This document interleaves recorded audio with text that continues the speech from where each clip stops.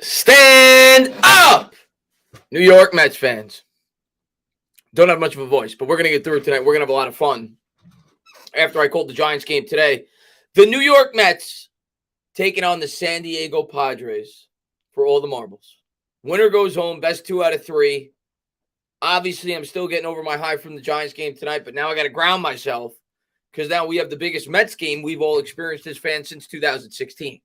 We have a chance to advance to the National League Division Series to take on the Dodgers if the Mets could win tonight. We're going to go over the starting lineups. I didn't have an opportunity to pull them up before I went live. DJ absolutely has the heart of a lion. There's no doubt about it. I could talk about Daniel Jones for the next 3 months with what he's done the last 3 weeks. He's been incredible. I want to pull up the lineup still real quick. I didn't have a chance to pull it up before I went live. Oh, my God, man. I still can't get over how good the Giants played today. Mets versus San Diego Padres lineup. Starting lineup. Let's pull this up for you guys right now. Musgrove and Bassett going at it. The 2 starting pitchers. We knew that. The sauce was incredible. I took a picture of it. Matter of fact, I'll share it with you guys on Twitter after I share the starting lineup with you guys. But this is the starting lineup for tonight's game. It's going to be on the left.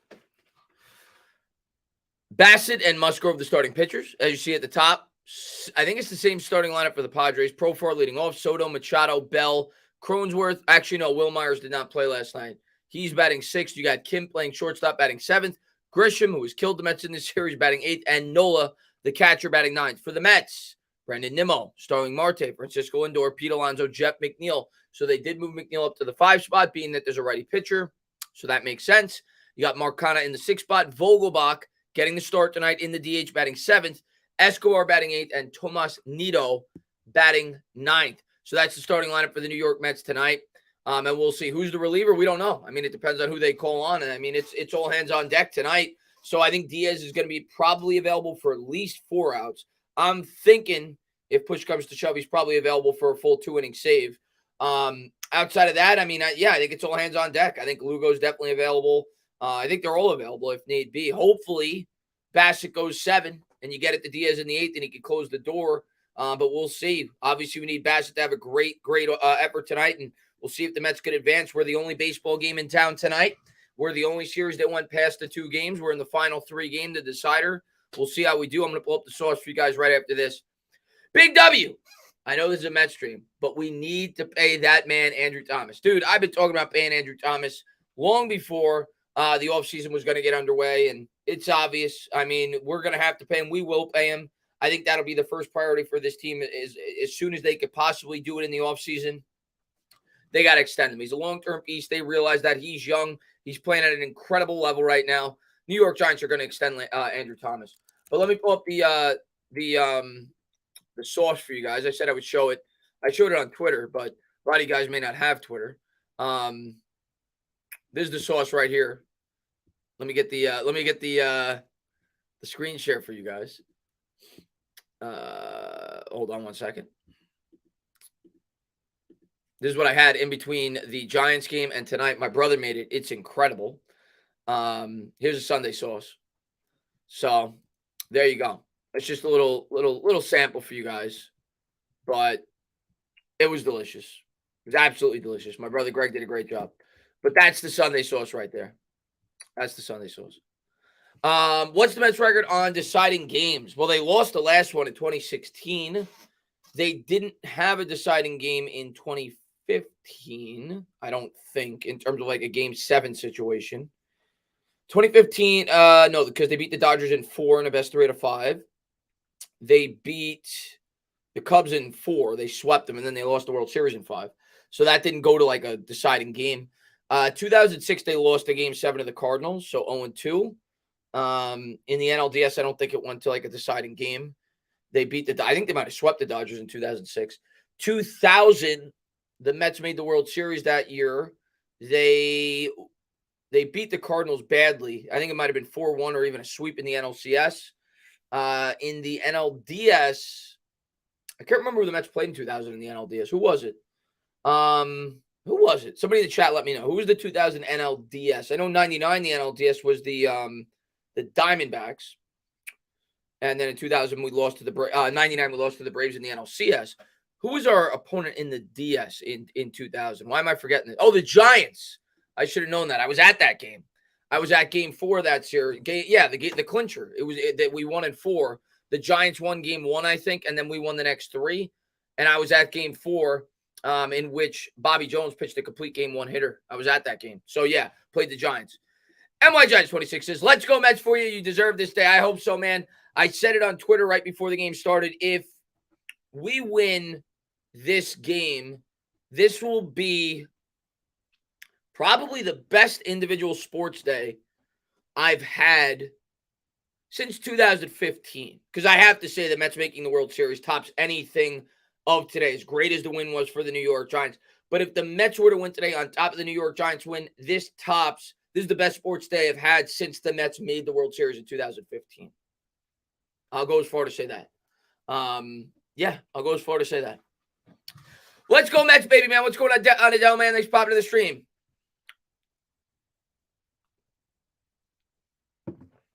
According to ESPN, we have a higher chance at winning tonight. Doesn't mean much, Nick, man, but I hope we do. I hope we do, man. Final score prediction. I picked the Mets last night. They won. I'm going to pick the Mets again. I think this is a close game. I think this is going to go down to the wire. I just hope Bassett has a much better outing than he had last time out. But I think it's going to be a really close game. We did hit Musgrove well the one time we played him this year. I'm going to go 4-3 Mets. I think it's going to be really tight, really close. Buckle up. I don't expect a blowout. But I do think the Mets are going to win a really close game.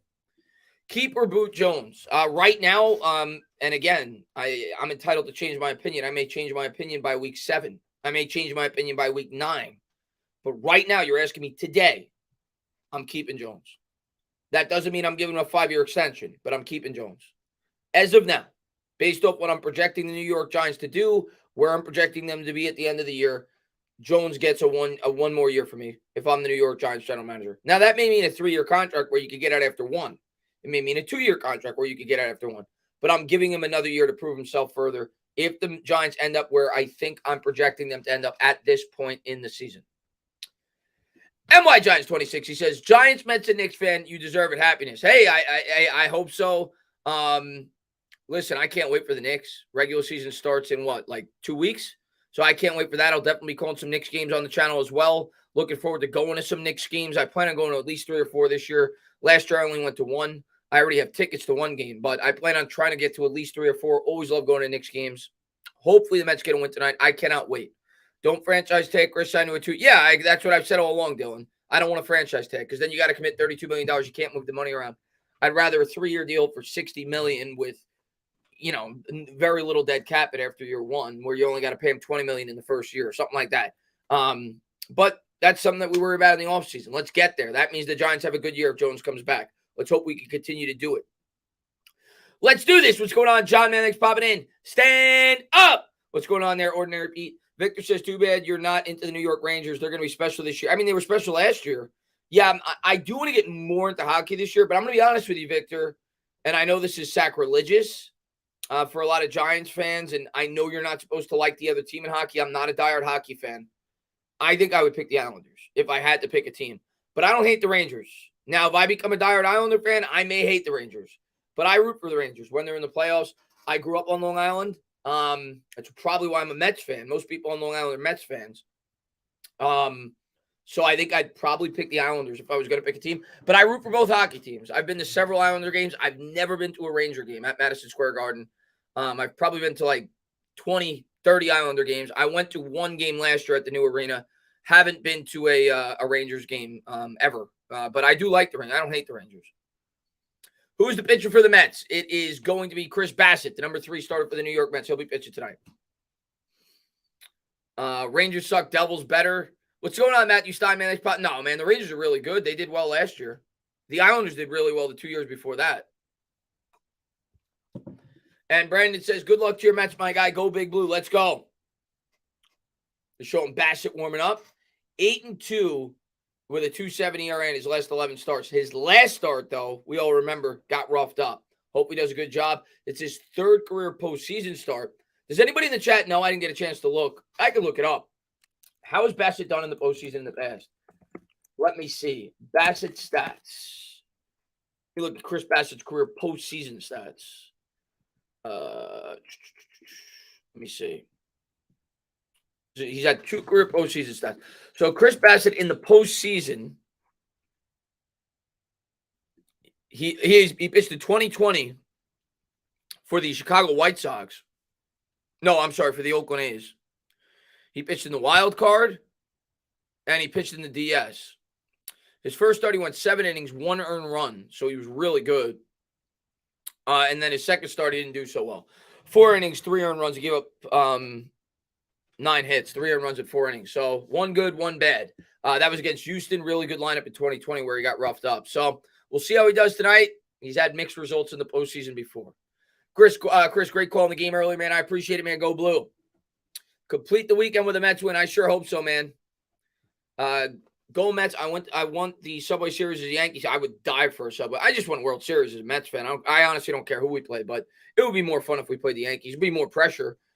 I honestly think, though, if the Mets play the Yankees in the World Series, which is a long way off, even if the Mets win tonight, they still got to beat, I think, the 2 best teams in baseball, and that's the Dodgers and the Braves. But even if they were to do that, I think there'd be a lot more pressure on the Yankees than the Mets. That's just my personal opinion, because everybody views the Yankees as, the Yankees and the Mets as the Mets.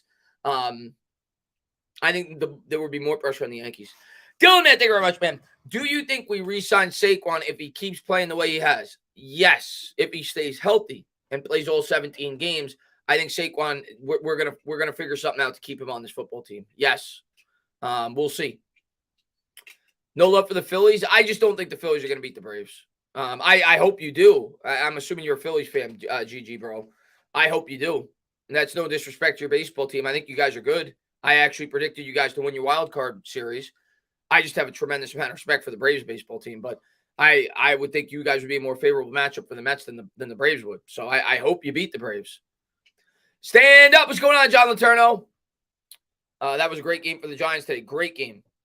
Hey, Giants win, Jets win. Why not us? Hey, man, I can't believe the Jets 3-2 start. That might be just as surprising as the Giants 4-1 start. What's up, Dane? I hope you didn't use all your mojo up in the Giants game. Let's go. We need it. We need the Mets tonight. Yeah, I'd much rather face the Phillies. No disrespect to the Phillies. I'd much rather face the Phillies. Giants game started at 1 a.m. here, and now the Mets at 10 a.m. What a Monday morning. My man, Dale. Dale's awesome. Great diehard subscriber from across seas. Always support me. He's adopted the Mets as his baseball team. Everybody welcome Dale to the Mets fan base. Yeah, man, we're a diehard bunch, man, and hopefully we get a win today, man. I can't wait for the game to start, and hopefully the Mets get a win, and look forward to the matchup next against the Dodgers starting on Tuesday if we get the win tonight, man. But let's go. What's going on, Sentinel, man? Good to see you, man. He says, we need this win, Paisano. You damn right we do. Let's go, baby. You should do the radio call, man. That'd be cool. That'd be fun. I was celebrating the Phillies last night, and this morning as well. Feels good to be a Giants fan. Yeah, I mean, listen, 4-1 start for the Giants. You can't do much better than that. I had my tea ready, and I had my shift off by the third quarter. Lovely day, Dylan says. Yeah, I mean, listen, it was weird, at least from where I am in America, getting that game over with. I go over to my brother's for dinner at 3:30. It was an early dinner or whatever. And I'm sitting there, and I'm watching the Jets game. And I'm like, wow, this is still the 1 o'clock games. It was just weird. It just knocked my cycle off. Not a bad thing. You got to celebrate all day as a Giants fan winning, but just weird. We don't know, Alvaro. We don't know who's going to relieve tonight. It's going to come down to situational, pitching, who's due up. If I had to guess, based on the lineup that the Padres have, I would think Peterson stands a very high probability of coming into this game if we need somebody for middle relief.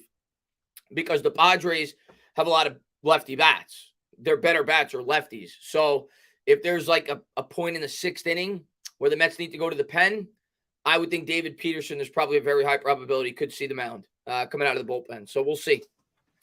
I predict a 4-1 Mets win. I sure hope so, Ray West. There's a Mets club in Italy. We do a podcast. For sure, Sentinel. Let me know, man. Yeah, man. Let me I'm going to give you my email right now. I'd love to pop on. Just email me. You let me know, man. I'll definitely pop on with you guys. Even Eagles and Cowboys looking good. NFC is a beast. Yeah, the Cowboys last I looked like they were going to win. I don't know what the score is now. I'll flip there real quick before the game starts. They were looking good. Stafford just got lit up on that play. My God. I was 19-10 last I saw, and now it's 22-10. So, yeah, I mean, the Rams are driving, but 4.5 minutes left. They're probably going to lose. So, Cowboys with an impressive win. So, they're going to get the 4-1. Eagles play Arizona. I don't know if they play. Well, I guess they already played them, right? Let me see. I didn't even care about the other scores today after the Giants won. I was just so excited. Eagles are tied with the Cardinals, 17 apiece, but they got a 4th and goal at the Arizona 5. So you figure they're going to kick a field goal. Minute 48. Cardinals will have a chance to tie it or win it or send it to overtime. NFC Beast, just our luck. Let's go. Let's go, Mets fans.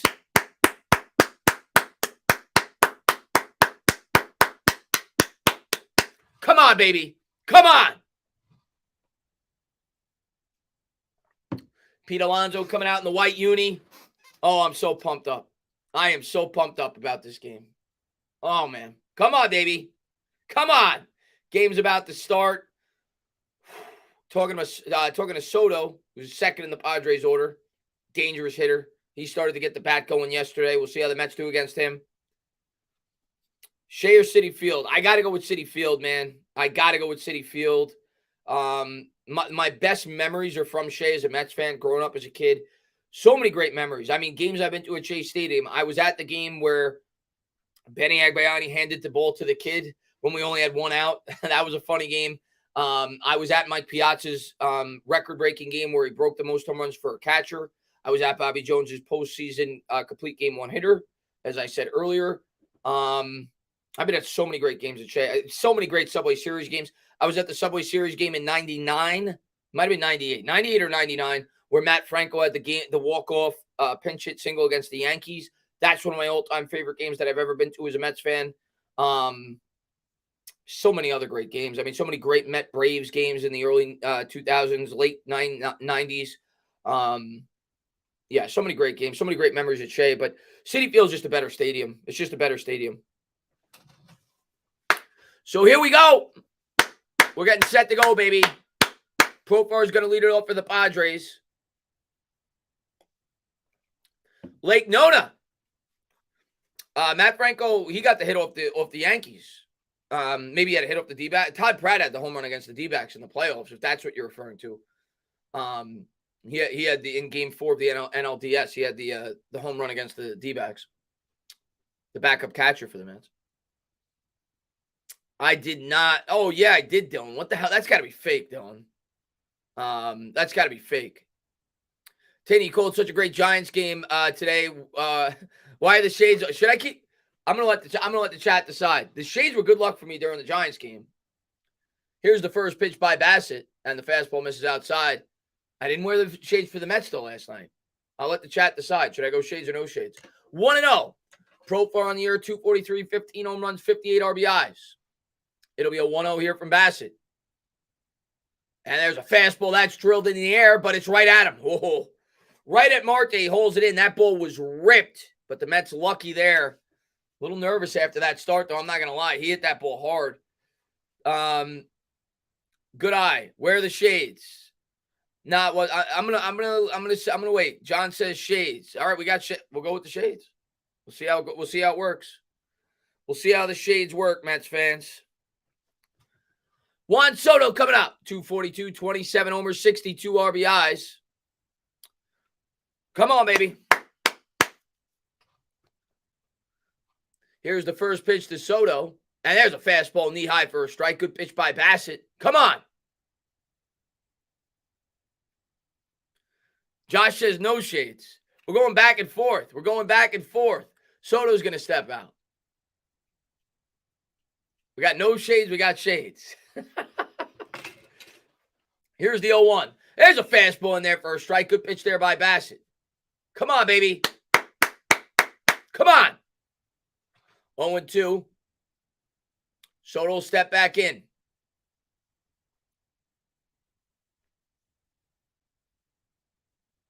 Can't show the game, Ivani. I wish I could. Not allowed. And Soto's going to step out. I can only do the play-by-play.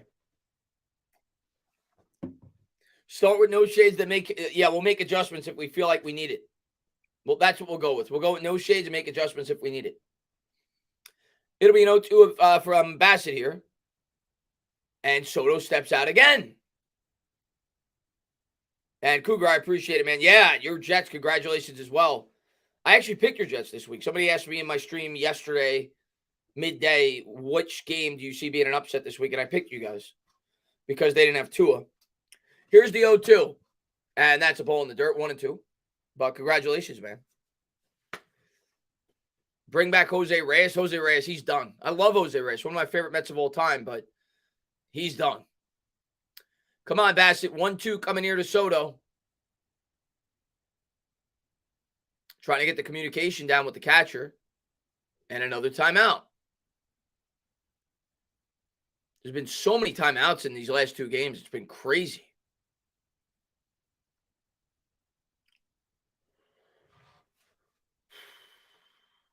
Here's the 1-2. And that's a slider, slow roller to short. It's going to be a tough play. Escobar throws over to first, and he got him. They had the shift on. They had Escobar playing over at shortstop, and he just got Soto. We'll look for a replay to see if Soto was safe. It was really close. It was a bang-bang play. He's out. He's out. 2 down. That's 2. That's 2.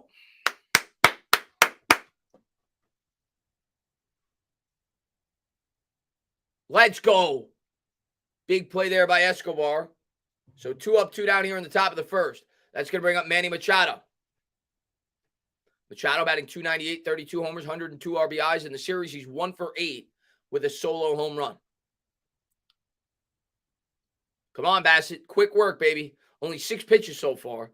Bassett, a free agent at the end of the year. Him pitching a good game tonight would go a long way towards him getting another contract with the Mets.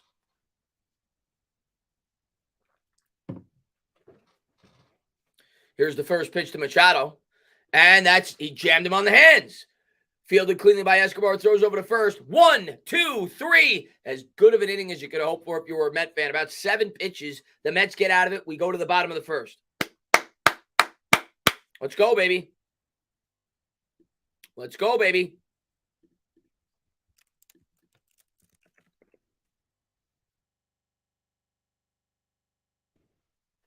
Yeah, nice, Bassett. Yeah, very good inning. Quick inning. We got the top of the order coming up. Let's go. Can the Mets get Judge in the offseason? No. Well, they could, but I don't think they will. I think he's going to go back with the Yankees. Here's what I think is going to happen. I think the Mets are going to drive up the price. I don't think Aaron Judge is stupid. I remember Bernie Williams did the same thing when he was a free agent. Judge is going to explore the market. Obviously, he's going to go to the Mets because the Mets have a huge, payroll in terms of their owner. The Mets will come with an offer. It'll drive up the price, and it'll make the Yankees have to pay him more. That's what I think will happen. But I think he's going back to the Yankees. Yeah, good start. John Letourneau says NL East will conquer the postseason. I mean, if the Mets were to win this game, 3 out of the 4 remaining teams in the National League would be from the East. And it's possible you'd have it all NL East, NLCS if the Mets were able to beat the Dodgers, because obviously either the Phillies or Braves has to win the other series. Chris, can we sign DeGrom and Diaz? Yes, and I think we will. I'd be surprised if we don't sign both of them. My wife is going to divorce me. I'm screaming at every out. Sentinel. You got to do what you got to do, man. You're a diehard. Chris, how do we keep both DJ and Barkley? We'll worry about it at the end of the year, but you could do it. I think you can't do both long-term contracts, but you could do it. You could find a way to do it, but we'll worry about it at the end of the year. Ohtani needs to get out of the Angels, Dylan says. He's going to. I don't think he's back next year with the Angels, or maybe one more year, but I think inevitably they're going to end up trading him. So Nimmo's going to lead off here for the Mets. Bassett's pitching for the Mets, Colby. Good pitcher. Musgrove for the Padres. He had a 2.93 ERA in the year. Another good pitcher. About even. The pitching matchup's about even.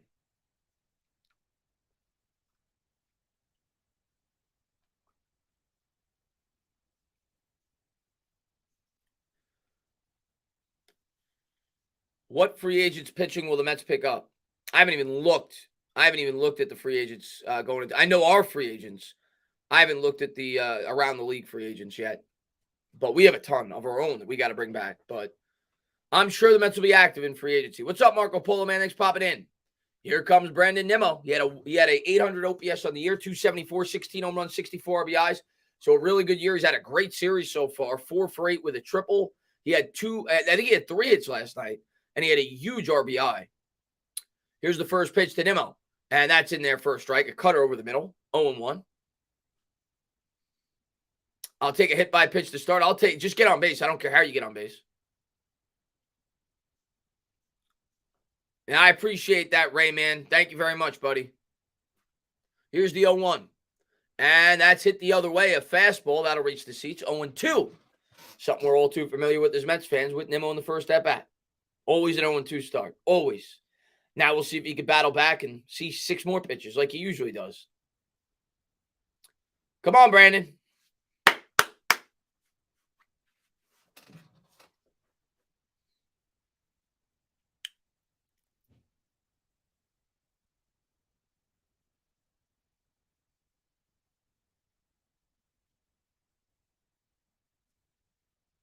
Here's the 0-2 from Musgrove, and that's curveball in the dirt. Ball 1, 1-2.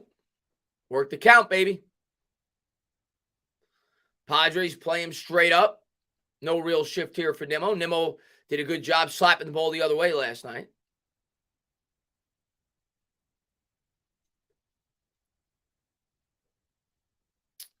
And what's going on, man? Yes, Daniel, good to see you, buddy. Thoughts on the Padres jerseys? They're all right. I don't think they're as bad as some people make them out to be. Here's the 1-2 fastball line the other way, foul. It's not my favorite jerseys, but they're all right. 1-2. This will be the 5th pitch of the at-bat. Nimmo continues to fight. I'm biased, but I love the Mets jerseys. I love all their jerseys. I love the white jerseys. I love the black jerseys. I love the gray jersey. I love all the Mets jerseys. So it'll be a 1-2.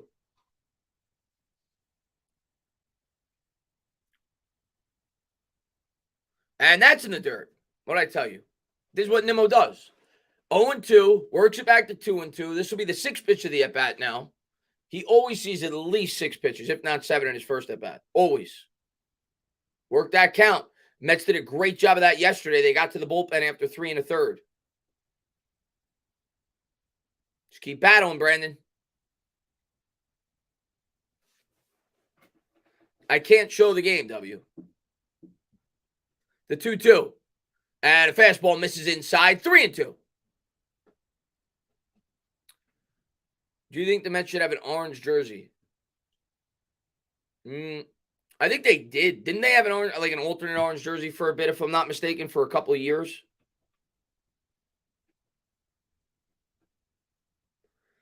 Here's the payoff pitch to Nimmo. And that's a cutter looped in the air to left field. Shortstop goes out, makes a good play. Kim was able to bring it in. That was a tough play. 1 out. And Sarah, thank you very much. Let's go, Mets. Let's go, Mets is right. Thank you very much. Cowboys second, recover the fumble. Cowboys win. Yeah, it looked like the Cowboys were going to win. So, I don't know. I guess the Eagles won too. I see John saying stand-up Eagles fans. So, they get to 5-0. Cowboys get to 4-1. Giants get, the Eagles won 20-17. So, NFC's continues to dominate. I think you can make an argument. The Mets have the Giants have the 2 most impressive wins in the division. The Packers and the Titans. Probably could make that argument. Marte's going to step in from the right side. Here's the first pitch. And the cutter misses downstairs. Marte able to lay off 1-0. The pasta was fantastic, Gary. Here was the pasta. There you go. Fantastic. Here's the 1-0 to Marte. And that's chopped on the ground to shortstop. Kim will field it. He'll throw over to first. 2 up, 2 down. So the Padres making quick work of the Mets.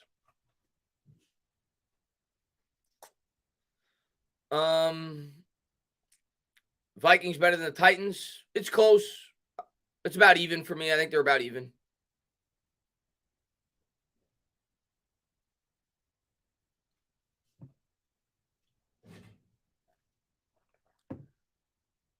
And Lindor coming up.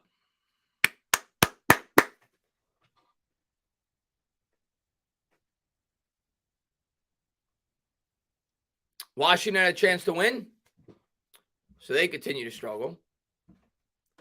Here's the first pitch to Lindor. The fastball misses outside, 1-0. Come on, Lindor.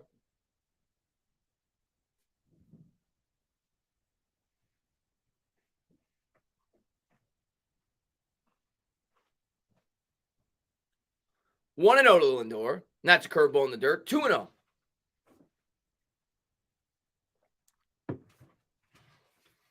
Lindor batted .270 on the year, 25 homers. Had a big home run game 2 to get the Mets offense started. Would be nice to see it here. That came with 2 outs in the first last night with nobody on. Here's the 2-0. That misses inside. 3-0. If you're the Mets here, nobody on. Stephen Lilly, congratulations on the win, man. If you're the Mets here, do you give him the green light? I think I do. 3-0. If he gets a cookie, I give him the green light. We'll see if they do. The 3-0 to Lindor. And that's a fastball. That was not where you wanted it. It was a strike. Good job not swinging at it. It was on the outside corner. That was a pitcher's pitch. 3-1.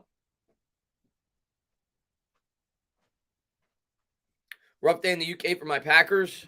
Yeah, tough day for the Packers today. No doubt about it. Here's the 3-1 to Lindor. And, he just missed it.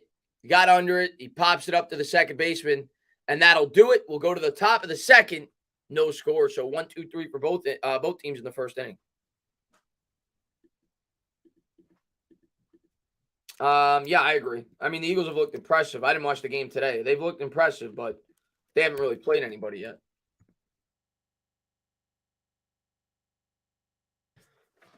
My Giants beat the sorry Packers. Hey, we're looking good. Jets play the Packers next week. Good luck, man. You guys are playing well, man. And yeah, that was a fast inning. That was a 16-minute inning. Not used to that after last night. Last night's game took forever.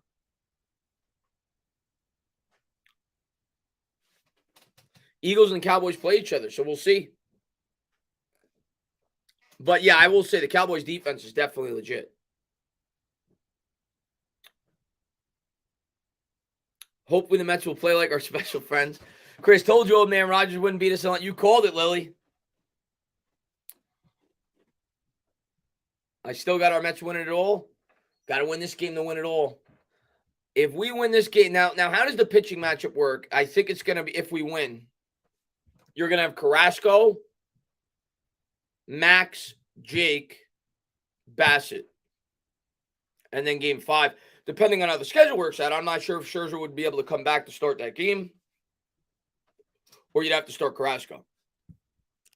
I'm going to look at the National League Division Series schedule.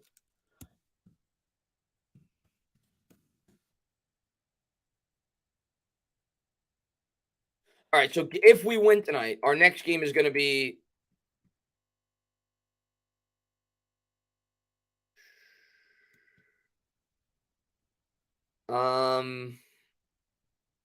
it's going to be Tuesday, then Wednesday.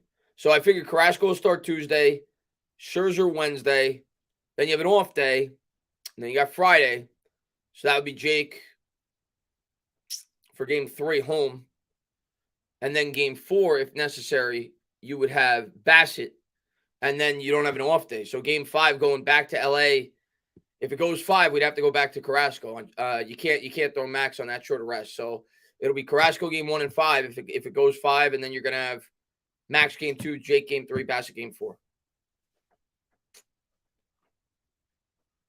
Here's the first pitch by Bassett, and there's a cutter on the inside corner to Bell, strike 1. And Max, I would assume, would be available out of the bullpen in game 5, if need be. The 0-1, and that's taken low for a ball, 1-1. Staying awake in the UK to watch this, please be worth it, Mets. Let's go, Sandra. Come on. It'll be a 1-1 here to Josh Bell.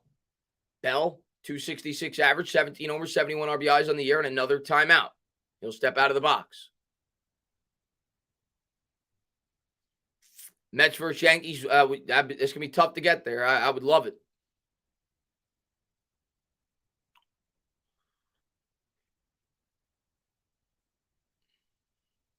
Here's the 1-1 to Bell. Nice pitch there with the fastball in the inside corner. Good movement on that pitch by Bassett. Strike 2.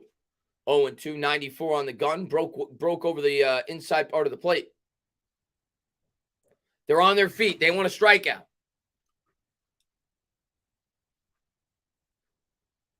Here's the 1-2. And that's a changeup, and he laced it through for a single. So Bell pulled that one right between first and second base. Padres with a leadoff single here in the top of the second. We'll see if Bassett can get out of trouble. Not much of a threat there to steal on first. Good piece hitting by Bell. That wasn't a bad pitch. Pretty good location. It was on the inside corner. Bell was just able to rip it.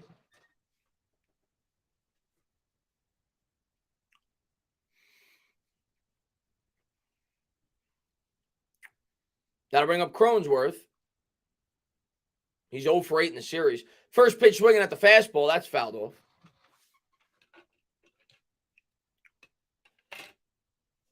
Yeah, Bell has been annoying. Sunday sauce was terrific.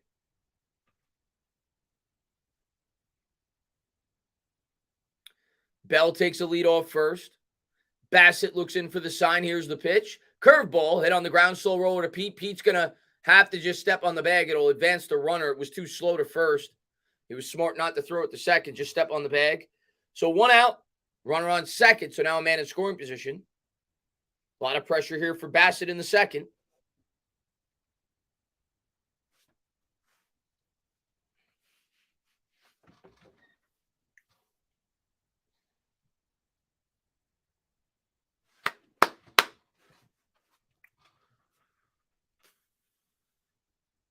Please be successful. Let's go, Sandra. 1 out, 1 on. Come on. That'll bring up Myers. First pitch. And Myers hits it on the ground to short. Lindor fields it cleanly, throws over to first. Bell stays at second. 2 down. One thing I'll tell you right now, and we'll see if Bassett can get out of this. We still got to get another out. Bassett's pitched well to contact so far. Not a lot of hard hit balls. Bell's was hit hard, but it was a good pitch. And the pitch count is really low right now. Bassett has only thrown 14 pitches, and he's already gotten 5 outs in this ball game. So hopefully he can keep this up and give us 7. And then you go straight to Diaz if you have the lead, but got a long way to go. That's going to bring up Kim. Kim 2 for 7 with a double in the series. He's batting .251, 11 homers, 59 RBIs in the year. Get this out. Come on, Bassett.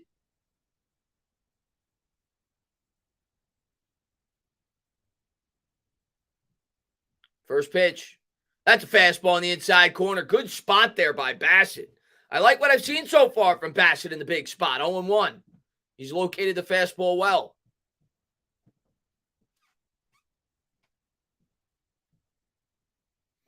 And Kim will step out of the box. He'll call a timeout.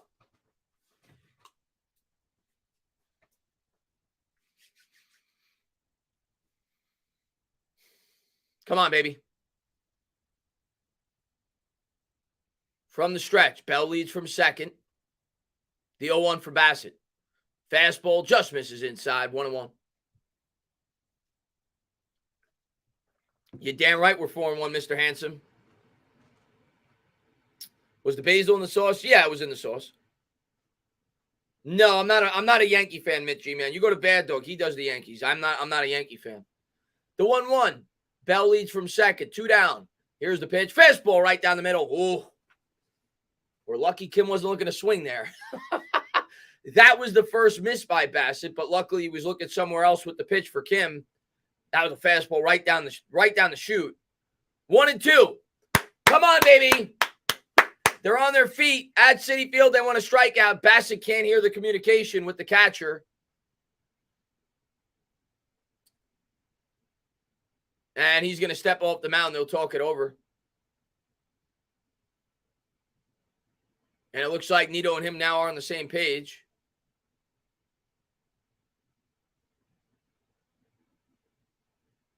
Still can't hear.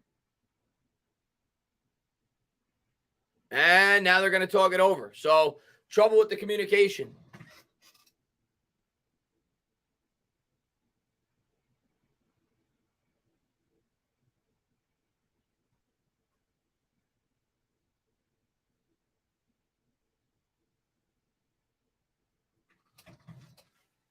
Yeah, pitch count sucks, man. It slows down the game.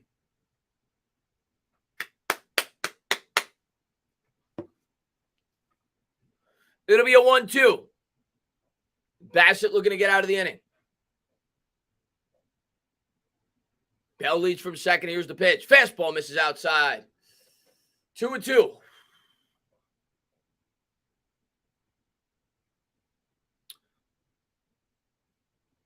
That'll even up the count. Looks like Bassett hears it well now. He'll check Bell back to second. The pitch to Kim. Curveball. Good job by Kim to lay off. That one's in the dirt. 3-2. Bassett pitching carefully here.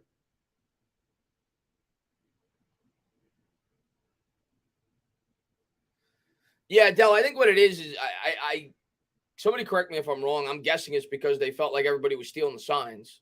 So they went to the pitch com, and they probably thought it'd be quicker. Here's the payoff pitch to Kim. Fastball drilled the other way, foul. He had good wood on that, but that'll reach the seats. We'll do it again. Kim was on that fastball.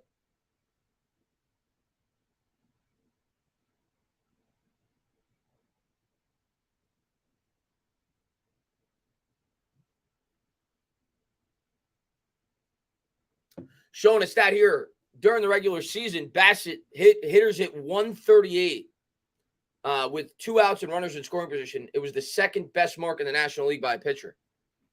See if he can do it. Here's the 3-2. Fastball misses outside, so it'll be first and second. Kim gets a walk.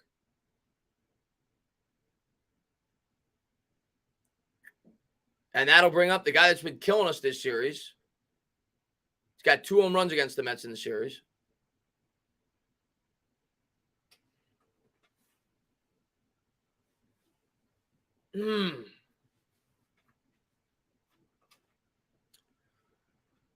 Grisham coming up. Home run in consecutive games versus Cy Young winners. Grisham did it against Scherzer and DeGrom. Only the 4th player ever to do that in postseason history. 2 of them were Mets. John Olerud in 99 and Daniel Murphy in 2015. Barry Bonds was the other. So that's pretty crazy. Trent Grisham is one of only 4 players in the history of baseball to hit a home run on back-to-back nights against former Cy Young winners. Curveball misses downstairs, 1-0. Of course, he hit a home run against Max and Jake. Murphy did it against who? Greinke and Kershaw. In 99, Olerud. Curveball misses outside. 2-0. I would assume it was probably against Maddox and Glavine, or Glavine and Smoltz, because we played the Braves. So now Bassett behind in the count, 2-0.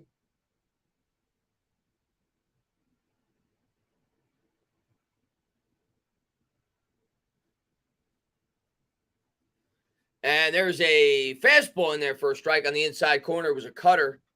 That was a good spot. 2-1. Was up and in.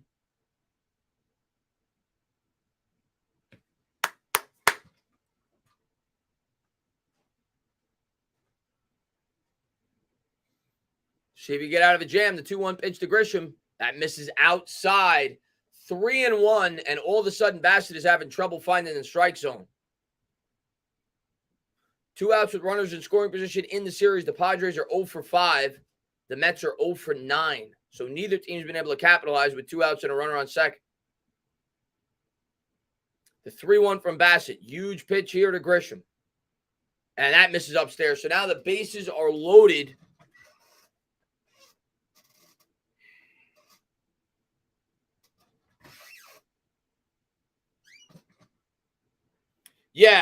Murphy had, I think, 6 straight games where he had a home run.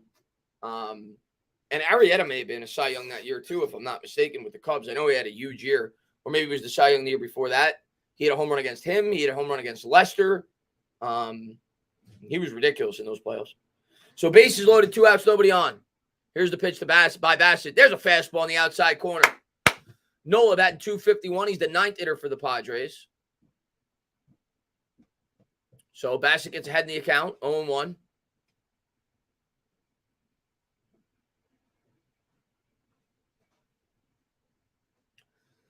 The 0-1 to Nola. Whoa, baby. Good late break there to that two-seamer. It broke into Nola, and by the time it was getting there, it was way out of the strike zone. Swung and missed. Come on! Bases loaded. 2 outs. 0-2 count. Nola's going to step out of the box. They're waving the orange towels at Citi Field. They need a strikeout. Come on. Come on. Throw him a heater out of the zone. Upstairs. Get him to chase.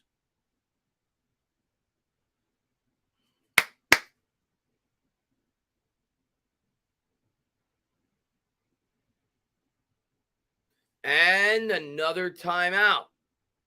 Nola and Nito having trouble getting on the same page.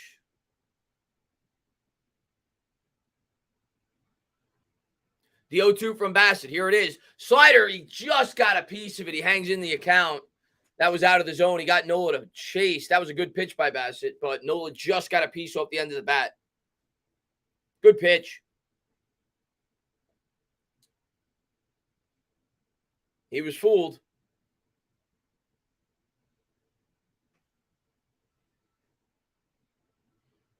The 0-2. And there's a roller up along third base. Foul again. It was a 94-mile-an-hour fastball down and in. So suddenly that pitch count that was looking great is now up to 30. He's got 23 pitches in the inning after a couple of walks. Crazy how baseball works. The 0-2 from Bassett. Fastball fouled off again. Oh, man.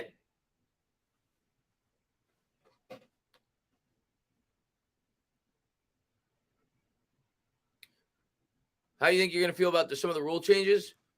I don't like them. I don't like the three pick-off rule. I think that's a stupid rule. I don't remember the other one, but I don't like the three. I don't like that you can only throw it to first base 3 times. I think that's stupid. 0-2 to Nola.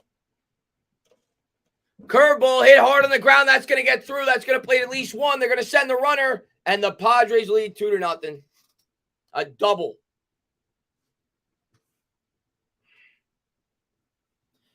Oh, it's early, but not a good start. First and second for the Padres. 2-0 Padres. Not the start we wanted.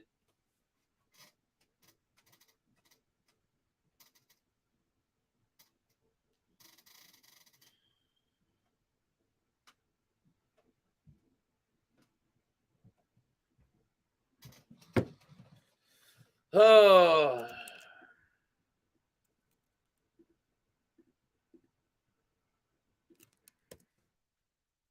Hope we get out of this.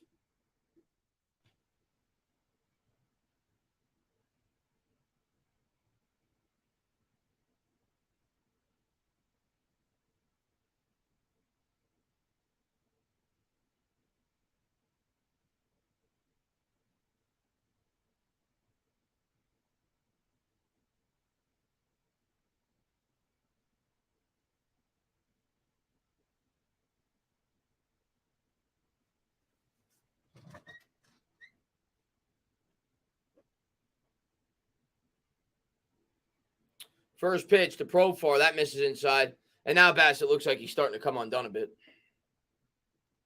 And if you're Buck, you got to have a quick hook in this game. So hopefully Bassett get out of this, but it's do or die. The 1-0. Fastball misses way upstairs. 2-0.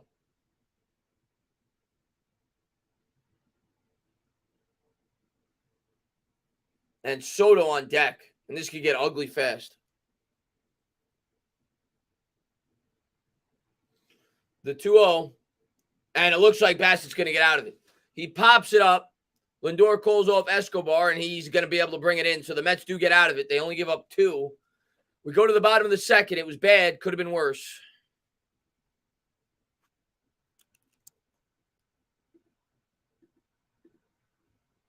Oh, got to get the bats going, guys. Got to get the bats going. Bottom of the second.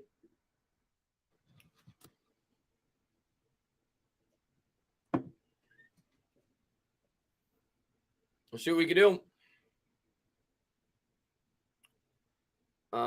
It's just the New York Giants' luck that when they're good, they also have the Cowboys and Eagles. It is what it is. Amazing guy. I mean, obviously, I want to win the division, but I just want to win games this year and improve as a football team. Fellas, I have a bad omen. My son just pooed his messenger. That's not good, man. Dude, this pitch com is I hate the pitch com. Oh, that's the other rule change. That's right. No defensive shifts. I actually like that one. And some people disagree with me on that. I like that they're getting rid of the shift. I never liked the shift. But the rule you can only throw to first base, I don't like that one. What's up, Meatball Par, man? Thanks for popping in. I never liked the shift. I know it's a strategy thing and yada, yada, yada, but no, I think it's better for the game without the shift. What's up, Sports Critic? I'm a Yankees fan, Giants fan too, still rooting for the Mets, man. I have full confidence the Mets will have one big inning. I hope so, man. And I appreciate it, but I hope so, Brennan. We need it. It's a big game tonight.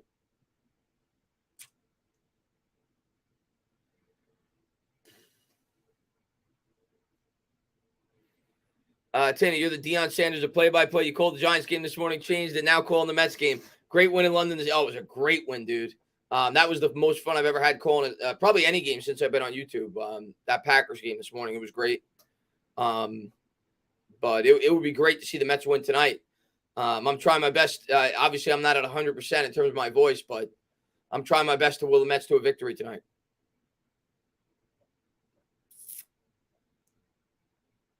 I am forever a New York team fan from Miami, born and raised Queens, New York. That's awesome, Ada. I think I said 4-3 Mets at the beginning of the game, but obviously that's not looking good right now, Matt.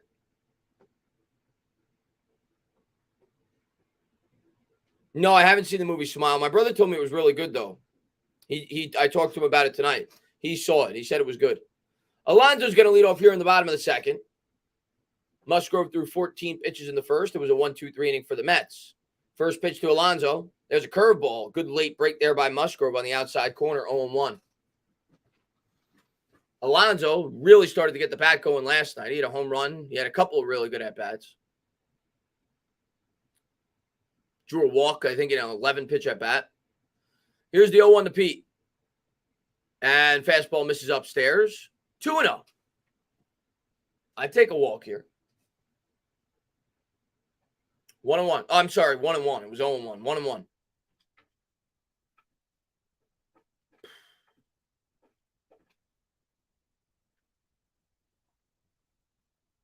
The pitch to Alonso.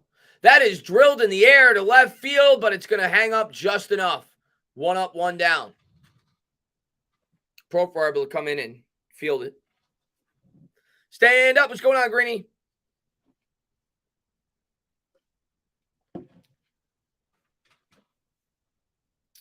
Pete just missed it. He didn't quite get it on the barrel of the bat. He got it more in the middle of the bat.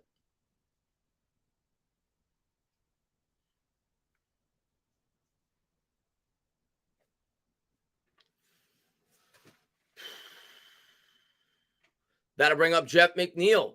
McNeil, in my opinion, been the Mets' best hitter this year. Here's the first pitch. And that is swung on and fouled off down the third base line. Batted .326 this year for the Mets. Always a threat from the left side of the plate.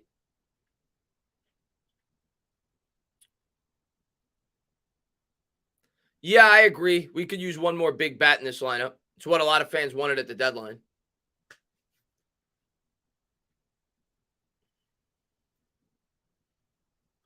The 0-1. That's a fastball knee high for a strike. Good pitch there by Musgrove. 0-2. As McNeil talks it over with the ump. Didn't like the call, but that looked like it was a strike.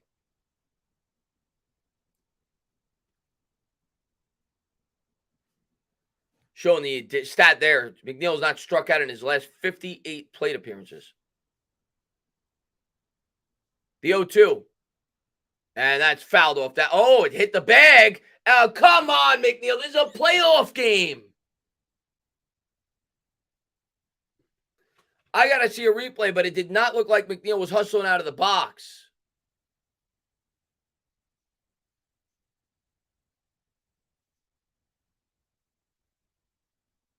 Nope. He wasn't. I don't know if he would have been safe if he was. He was not hustling out of the box. He was looking at it.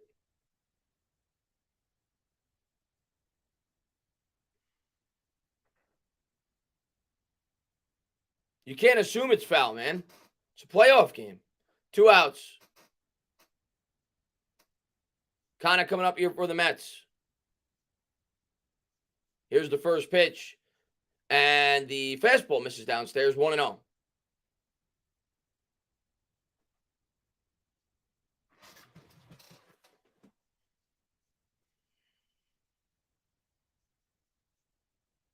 The 1-0 pitch to Kana.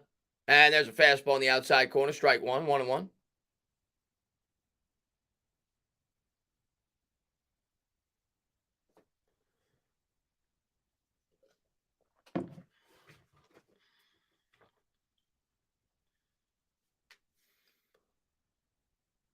Two outs, nobody on. The 1-1 pitch to Kana. That's a slow roller, hit the short.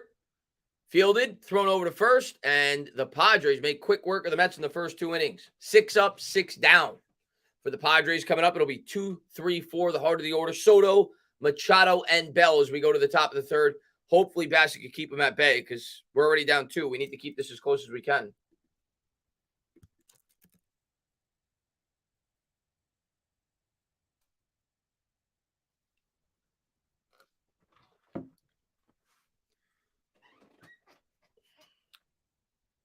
Not a Mets fan, but good luck to you all tonight. I appreciate it, Michael. At least we have the Giants and Knicks and maybe the Islanders. We still got the Mets. It's the 3rd inning. And our office doesn't do anything. They didn't even grind Musgrove out either. That was a great inning by Musgrove. That was quick. And now we got 7, 8, 9 next inning. You'll have Vogelbach. I forgot our lineup. Who we got?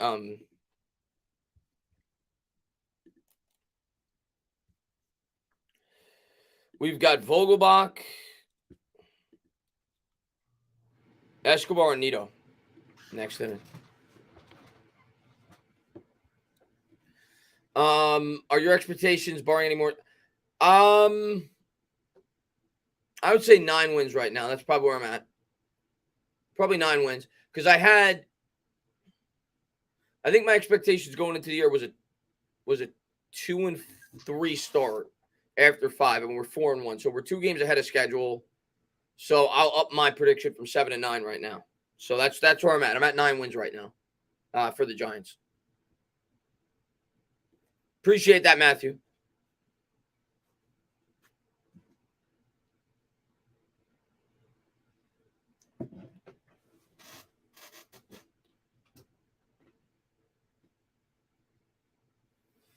We go to the top of the third. Mets trail by 2. Still really early in the game.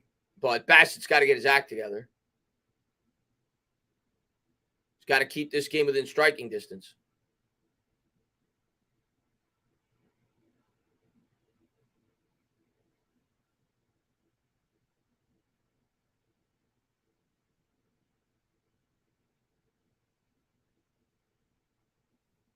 Soto's step in here for the Padres from the left side.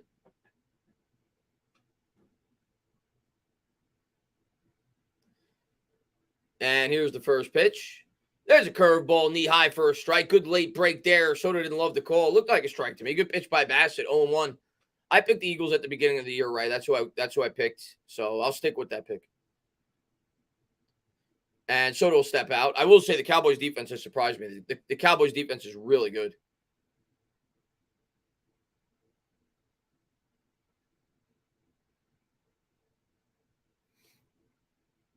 The 0-1 from Bassett. And the curveball misses outside. 1-1. Yeah, man. Fantastic win is right. And Mets, man, thank you very much. Again, do not play with your food pitchers. That's like your new phrase. It'll be a 1-1 from Bassett. Come on, Bassett. Fastball, he jammed him inside. Good pitch there, 1-2.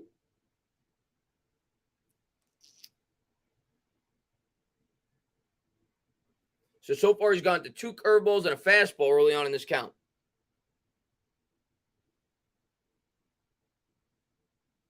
And another timeout. Soto steps out of the box.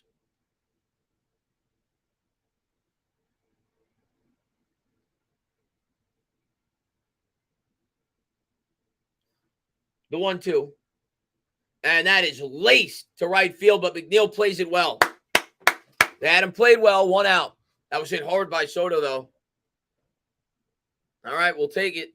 Peter, he says, pulling for you, my man. DJ has my vote of confidence. He's earned my respect. Let's hope he gets a look at what his true ceiling is this season. I appreciate it. Hey, man, say what you want about Daniel Jones. And listen, he's human. He's a quarterback. He's going to have a stinker. It's going to happen. But say what you want about Daniel Jones. He's played his ass off so far. I know the stats don't say it, but the guy has played his ass off so far. And he's off to as good of a start as I could hope for as a Giants fan. And I just hope it continues. And here's the first pitch by Bassett. And that misses downstairs, 1-0. And I think he has a window here if we could get healthy where he could start putting up numbers for us, against the Lions and the Jaguars and yada, yada, yada. We'll see. But so far, so good, man. He's come up big in big spots. Here's the 1-0. Fastball, nice pitch, knee high for a strike, 1-1. I appreciate you for being here, Pete.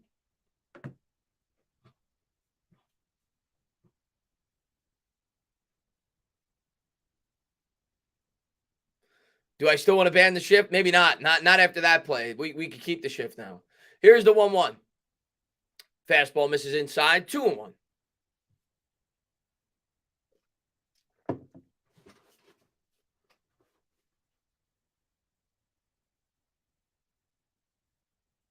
I'm with you, Ray. It's so much stepping out.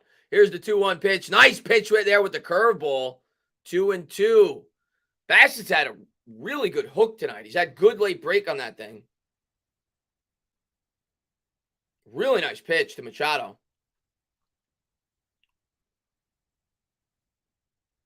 I wonder what he goes with here. It's 2-2.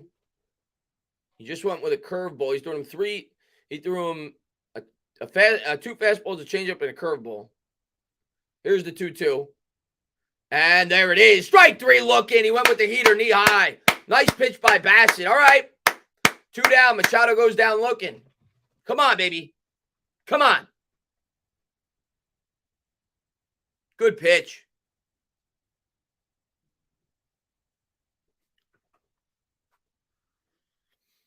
Today, I'm giving Danny I'm personally giving him an A today. Danny gets an A for me today. No weapons at all. Without Barkley, he has a 92-yard drive in his own territory against the Packers. He didn't have Barkley for that drive. Danny gets an A for me. I mean, he had practice squad receivers out there today. I actually went as far to say, because I don't go by statistics. I go by factors of what he had around him and the team he was going up against. Here's the pitch to Bell. That misses outside. I think this was his best start as a pro. I think this was Daniel Jones' best start as a pro today. Bell takes a ball outside, 1-0.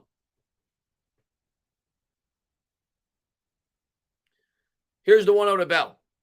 And that is a fastball laced the other way, opposite field to the track, and it's just going to hold it in the ballpark. Connick comes up with it. We go to the bottom of the third. Mets trail by 2. Oh, season B+, A-. All right, we're going to go to the bottom of the third. Mets trail by 2. Yeah, season, I'd agree. Probably a B+ is a good grade for him right now, probably. Yep. What's up, Random Man? Thanks for popping in.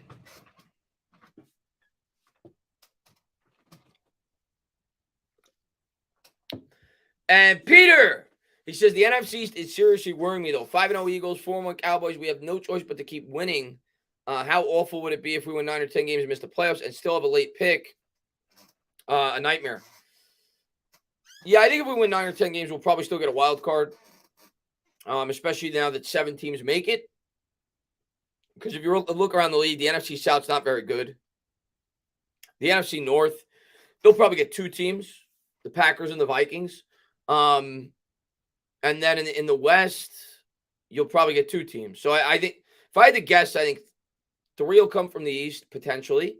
2 from the West and 2 from the North. I think the South only get 1. But we'll see how the season plays out. I mean, let's get 9 or 10 wins, and then we'll worry about it. But 1 week at a time, and You got to love where we're at right now at 4-1, and we have an opportunity to really give ourselves an opportunity to make the playoffs if we could do our job and win 6 out of these last 12 games. Wolf says, sit down. Let's go, Wolves. Vogelbaum incoming. Dale's calling it. Vogelbaum incoming. He leads off the inning. He's calling it. Let's hope Dale's right. What's up, Raphael, man? Thanks for popping in, buddy.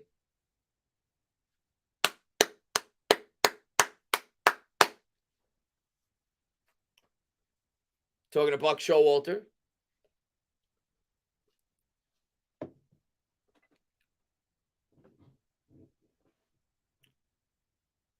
Yeah, I think he was. I think DJ was better than the Saints game today. Because in the Saints game, he had everybody. He had Saquon Barkley. He had Kadarius Toney, I think, in that game. He had Kenny Golladay in that game. He had everybody in that game. And Wolves says, every time you say stand up, I actually stand up.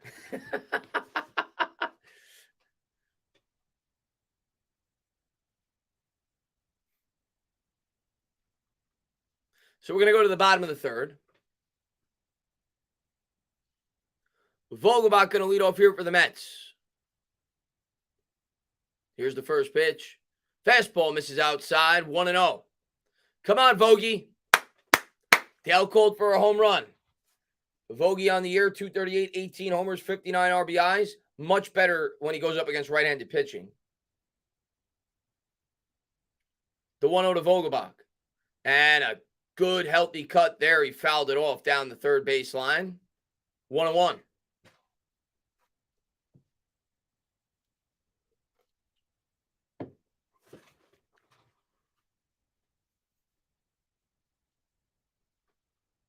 You run like a maniac in the streets. That's awesome.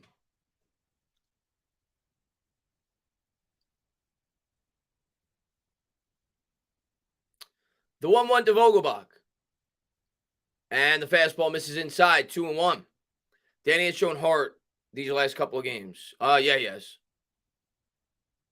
Maybe pooing on a jersey is a good thing. My son is sick. Sorry to hear that about your son, Adele. Padres have the shift on against Vogelbach. If he wanted to, he has an easy single down the third base line, but he's obviously thinking much more than that.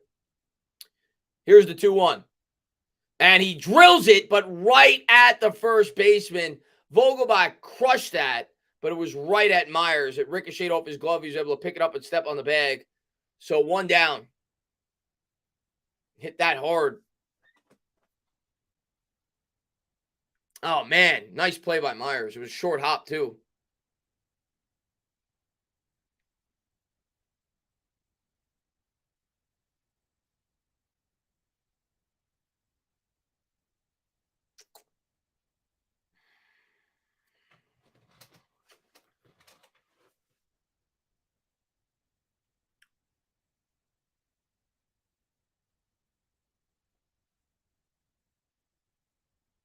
And that'll bring up Escobar. First pitch curveball taken for a strike. Musgrove's been really good over his last 4 starts. They just showed the stats. It was like a .4 ERA. Let's hope the Mets could get to him the second time around the order. The 0-1. And he jams Escobar. It's a pop up to third base. Easy out. Machado brings it in. 2 down. So now the 9th hitter, Nito. And it looks like the Mets are going to have to try to get things going in the 4th because it doesn't look like it's going to happen in the 3rd with the bottom of the order.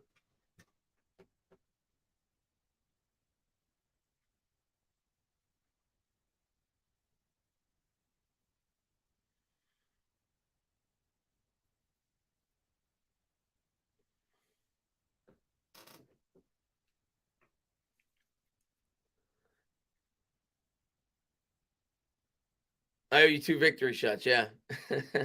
Here's Nito. Batting .239, 3 homers, 28 RBIs. Here's the first pitch. And first pitch, swinging at a fastball, lined the other way, foul. 0-1. Pitch count, not an issue at all for Musgrove. He's only at 30. So much different than last night. Doesn't have a strikeout yet. He's pitched to contact. 4 flyouts, 4 groundouts.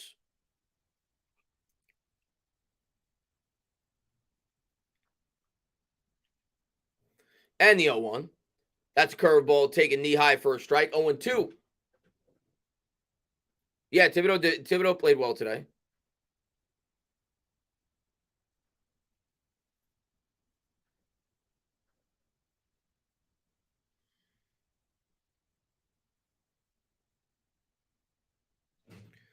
And the 0-2. Fastball swung and a miss. We go to the top of the fourth. Padres lead by 2.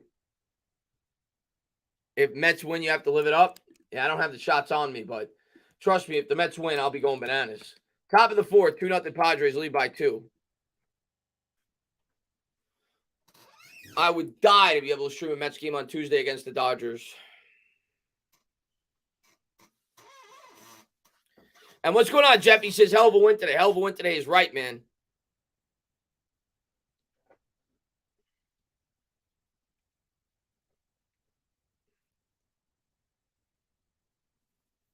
I would die for that chance, Ryu. Dodgers, Mets.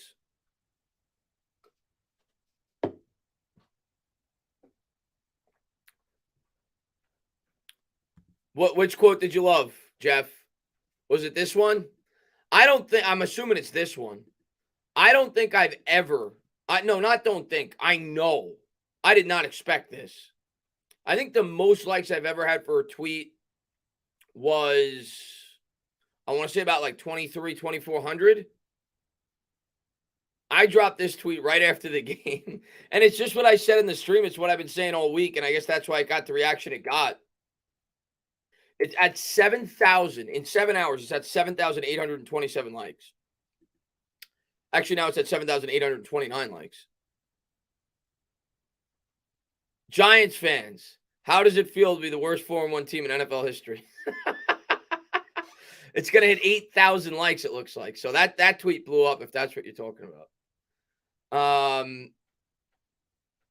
If the Mets face the Dodgers, you coming to LA, let's get In-N-Out. I'd love to get In-N-Out Burger. Haven't had In-N-Out Burger in forever.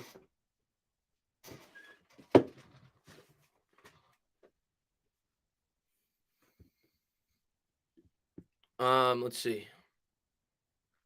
Worst 4-1 team in the. Oh yeah, you just said it right there. Yeah, that's the one you were talking about. And Tremont, I want Austin Nola to get a 96-mile-an-hour fastball in the head. I don't know if I want to hit anybody, but maybe back him off the plate a bit.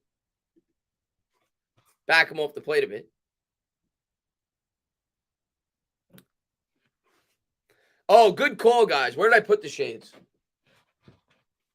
They can't be far. Oh, here they are. Yeah, we're switching to the shades. I forgot about that. As the Padres fake the bunt. It's obviously not working without the shades. We went 3 innings without the shades. Let's go. Let's get the Met luck going now. Come on. 0-1 to Cronesworth after the first pitch fastball. Bassett on the mound. Looks in for the sign. Here's the 0-1. And a curveball in the dirt, 1-1. And V. Christian says, never seen a guy fall off harder than Untitled Chapter. Yeah, he completely fell off the map.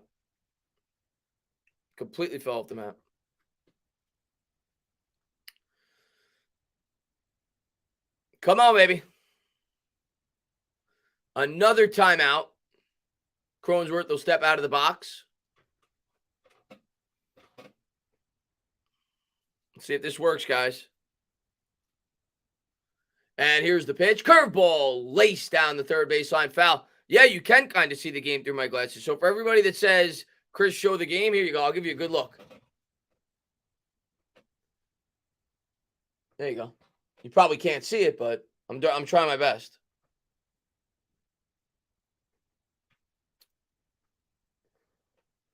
And here's the 1-2 from Bassett. Fastball misses upstairs. 2-2. That was out of the zone.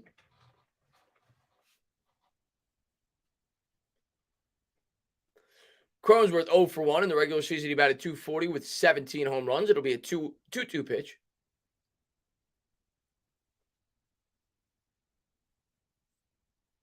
And here's the 2-2 from Bassett. And that's a fastball misses inside. Full count, 3-2. We could see. There you go. I'm glad you could see. What's up, Fabian? Tanner looked like he played baseball with those shades. I used to play baseball a long time ago. What's up there, business? What am I watching on? Cable.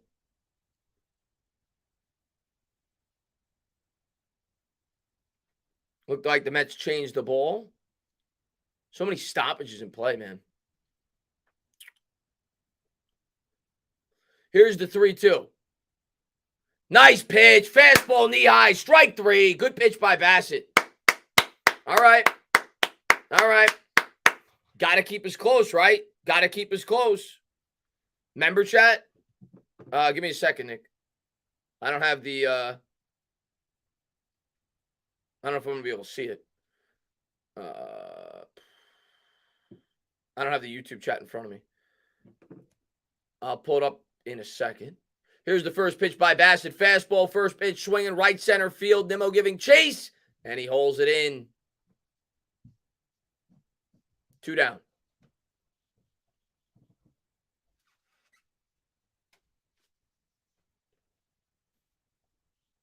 Let me see. It might be behind because I just came in. Yeah, Nick, I don't. Oh, yeah, I see it here. Nick, man, thank you for being a member for 28 months. He says, all I have to say is cheers. Yeah, cheers to you too, Nick, man. Thank you for being a member for 28 months. Thank you for all the support you always show on the channel. And I appreciate it, man. Nick's awesome. I got to meet him in person. Great kid, and hopefully you're headed to a great college football career. So 2 outs, nobody on. First pitch, slider misses outside by Bassett, 1-0. I told you, QB, you could see, right? I mean, I don't know how well you could see, but you could see. Here's the 1-0. And the fastball misses downstairs, taken for a ball, 2-0.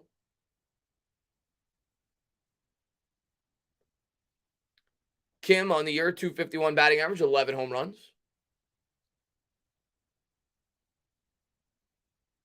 The 2-0 from Bassett.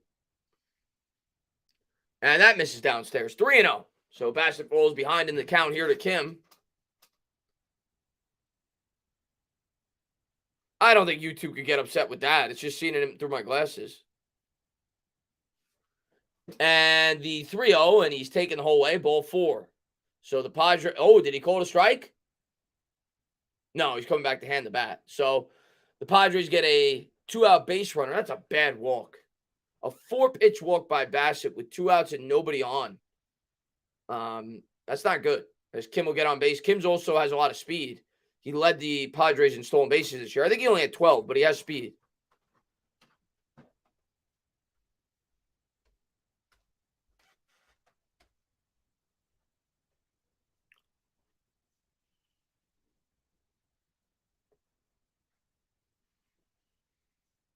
And that'll bring up Grisham.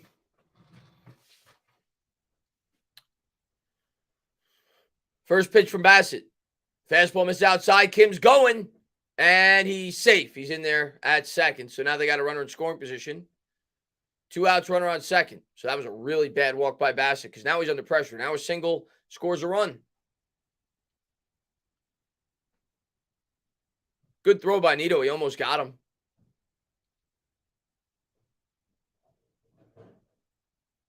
Almost.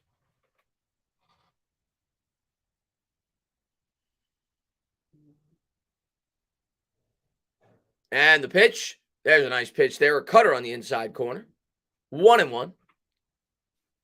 59 pitches now for Bassett here in the top of the 4th. 2 down. Can't give up a run here. He's got to get out of this. Lindor holds the runner Kim close to second. Bassett looks him back, comes to the plate. Fastball, that's drilled back up the middle. 3-0 Padres. Now we're in trouble. Glasses ain't working. What a horrible walk by Bassett, man.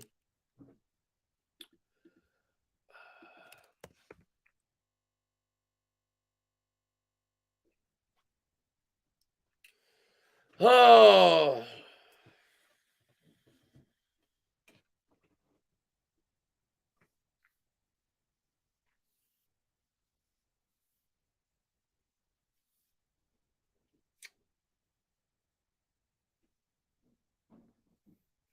And he checks Grisham back to first.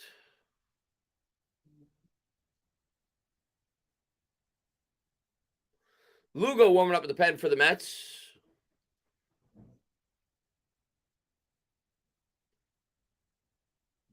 Bassett looks it back again.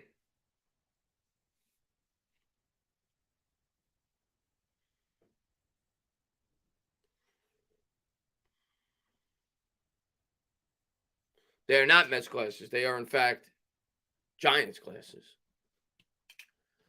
So here's the pitch. There's a fastball hitting the air to right field. Marte coming in. And the Mets will get out of the inning, but they do surrender one. We go to the bottom of the fourth. The Mets now trail by 3.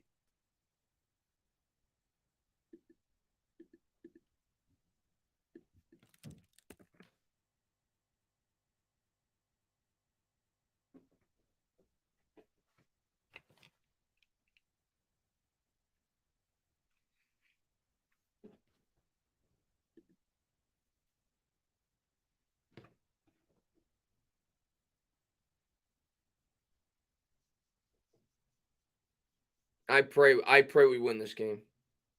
I pray we win this game. I pray I get to yell at Swing Friars when we win this game. Please come back. Please come back. Please come back. Is that Trent Grisham or Mike Trout? Yeah, Trent Grisham's been killing us. Let's not blame the pitching. It's 3 runs. The offense should be able to score. We need to start getting some runs. We definitely need to start getting some runs.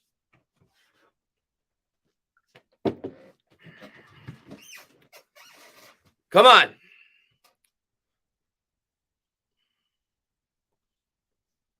We got this, brother. Let's get all in agreement now. We will. Love it, Miguel.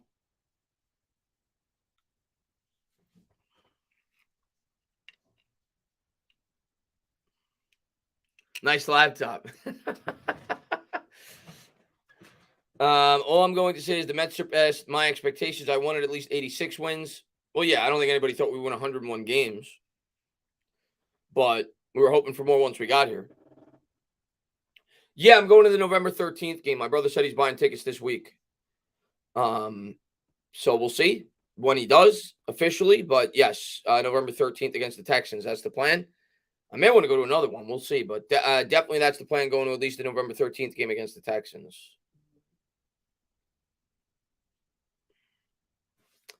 Look at tough, but Mets could do it. Let's go, Mets.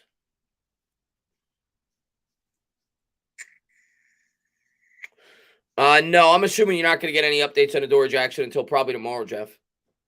And even then, it's probably not going to be conclusive. Especially with them traveling back from London.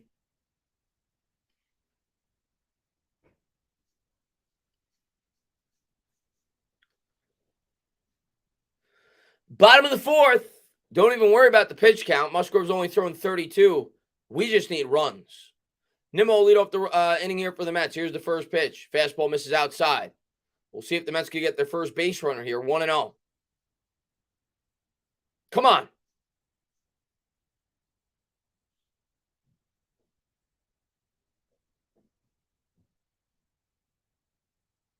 The 1-0 to Nimmo. And that misses outside. 2-0. Come on, Nimmo. Fight, baby. And now Peterson warming up for the Mets. He's probably coming in for the 5th.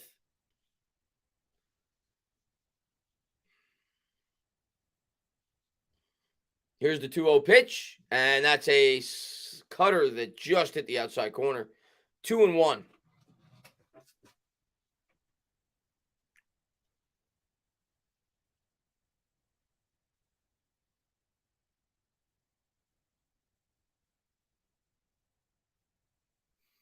The 2-1. And that's laced up the middle, but it's hit right at the second baseman. Fields it and throws over to first. That'll do it. 1 down.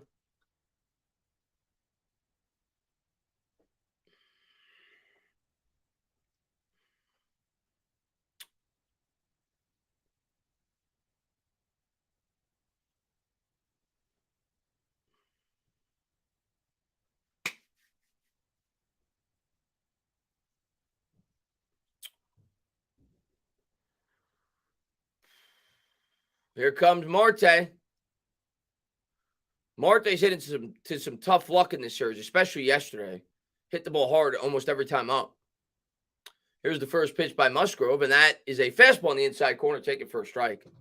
0-1. Oh, you must have not been in the Giants stream today, Dylan. Dylan is cool. The shades work, but they don't seem to be working right now for the Mets. The 0-1 pitch to Marte. And there's a curveball. Marte tried to check his swing. They say he went around. 0-2.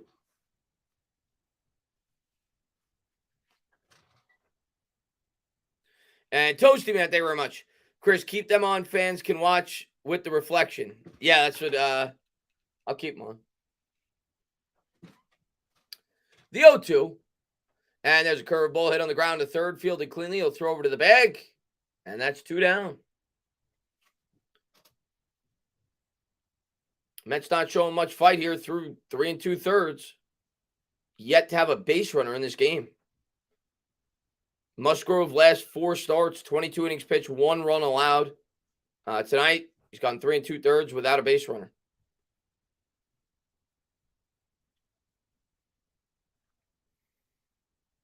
That'll bring up Lindor.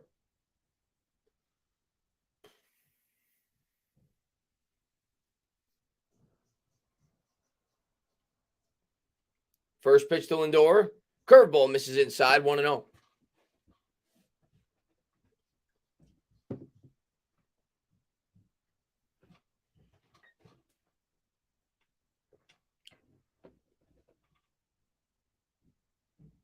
I don't know, Moose. Probably in about 2 more weeks. Here's the 1-0 pitch. Tried to check his swing. Doesn't matter. It was called for a strike on the inside corner. 1-1. 92-mile-an-hour cutter. Musgrove's done a really good job in terms of hitting his spots. He's painting the corners.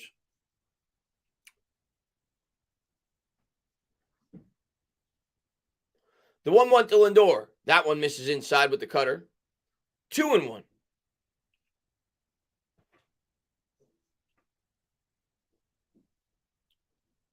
No, it's like every 3 weeks we're going to do one.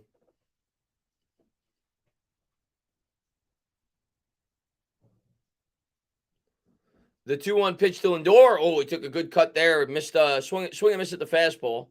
94 miles an hour right down the middle. Challenged him with the heat.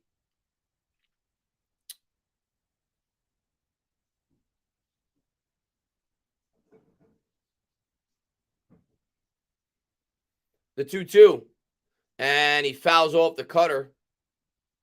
Hit it off his shin.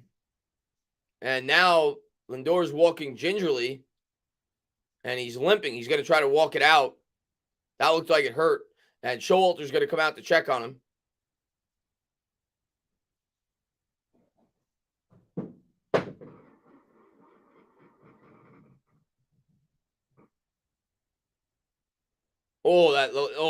He fouled it right off the left side of his knee.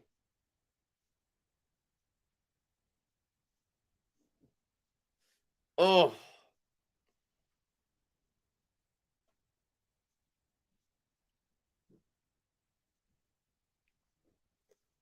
The doctor's looking it over.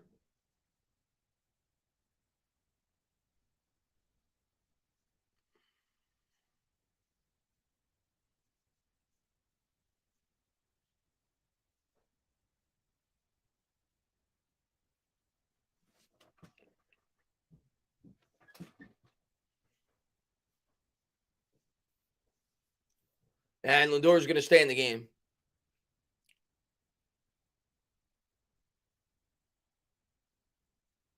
No, they're not going to make a big deal about the wearing glasses. I'm not showing anything. I'm just wearing sunglasses.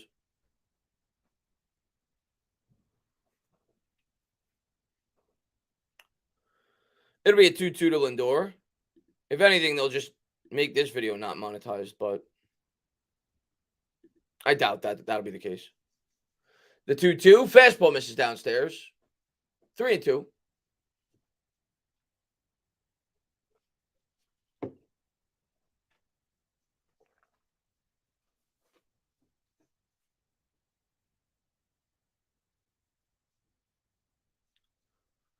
Here's the payoff pitch to Lindor. He swung at a ball. Oh, strike 3. So the Mets now will go to the top of the 5th. Still have not gotten a base runner. As Musgrove's been mowing them down. Not looking good right now. We still got a ways to go, but not looking good right now. All it takes is one rally, but Bats got to get going soon. We go to the top of the 5th.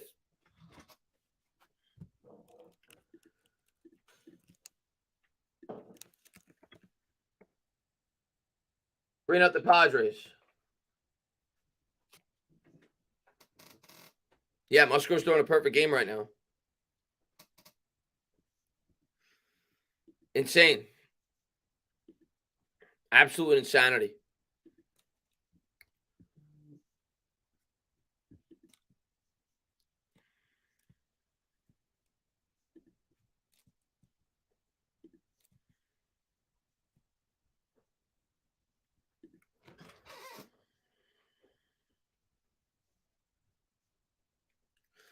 Who is my biggest NFL upset?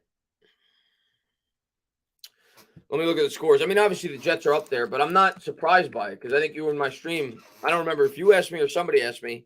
I picked the Jets as my upset of the day, so I'm not surprised by it. So I'm not going to pick that without Tua. But the Jets looked impressive. It might be the Giants. Chargers barely beat the Browns. Vikings beat the Bears.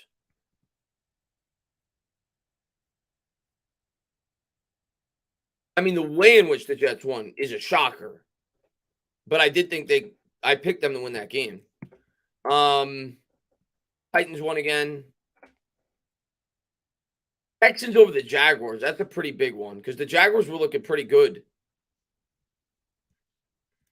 Cowboys over the Rams. That's a pretty big one. I think I'm going to go with the Texans over the Jaguars in Jacksonville. I think I'm going to go with that one.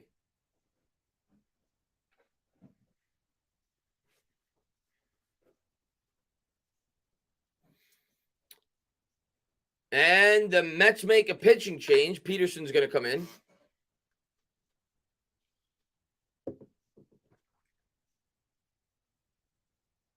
Top of the 5th.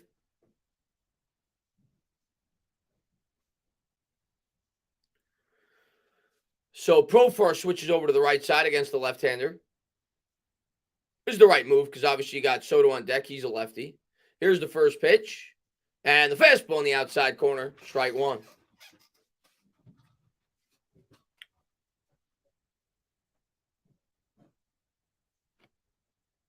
Here's the 0-1. Nice pitch there with the slider. 0-2. Swung on and missed.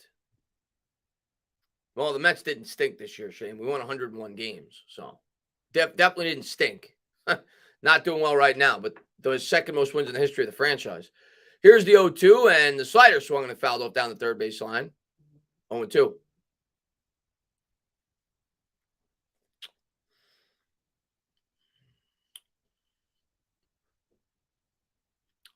The 0-2 from Peterson. Slider misses inside. 2-2. What about the Colts? Colts continue to struggle. Will the Mets come? I think did the Colts win? I don't even know. I'll look at it when I can. Here's the 1-2. And that's in the dirt. 2-2. Will the Mets come back? I mean, it's not looking good right now, but I'm not giving up on the game, but it's not looking good right now. Only way we're going to come back, the pitching needs to hold them. The 2-2 to Profar. And that is laced for a single between short and third. So a leadoff base runner. And the big boppers coming up for the Padres. Now you got Soto coming up.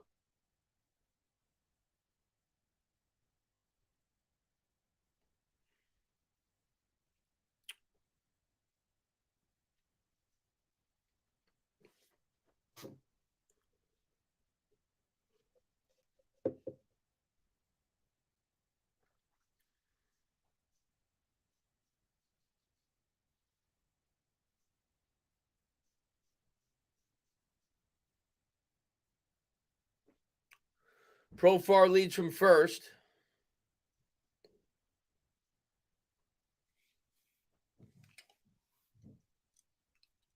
Peterson looks in for the sign. Soto squares to bunt, and he gets a good one down. Peterson makes a good play as he spins and throws him out on first. That's a shocker. I mean, it's playoff baseball. You're trying to get as many runs as you can. But Soto was trying to bunt for a base hit. Instead, he gets a sacrifice. He gets the runner over to second. which I guess is a high percentage play because now you got the rookie coming up. Not the rookie, the righty coming up with Machado. So it's a righty-lefty matchup. But still surprising to see Soto do that. Nice play by Peterson.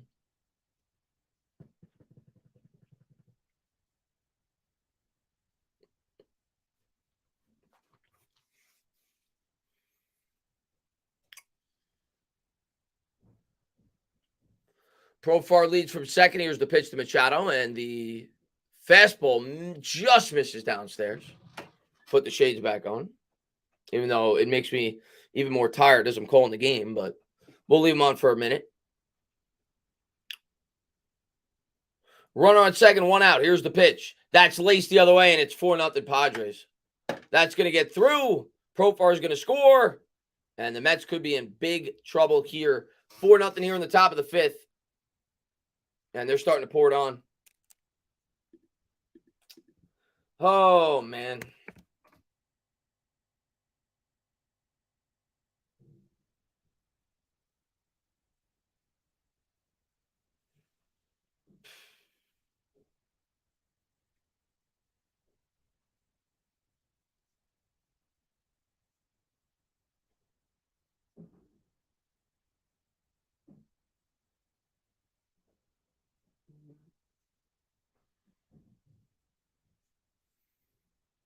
That'll bring up Bell. Bell from the right side with Peterson on the mound. He swings at the first fastball. That's fouled off.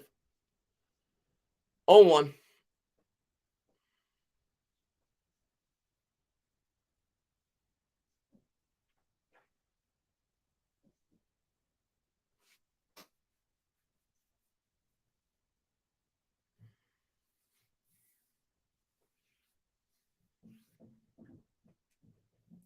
Here's the 0-1 to Bell.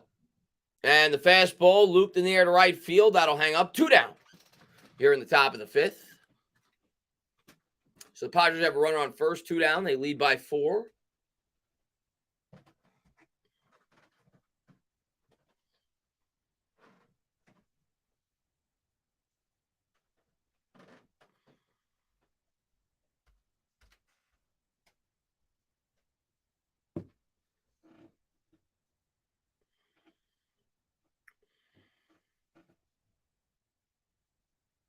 Well, yeah, if Scherzer did his job, you're right. The series would be over, but he didn't. Peterson checks throwing back to first. And the bats. Let's be real. We didn't hit game 1 either. We're not hitting tonight either. And Drew Smith warming up for the Mets. Hard to win a playoff game when you have 0 base runners through the first 4 innings. And they check Machado back to first.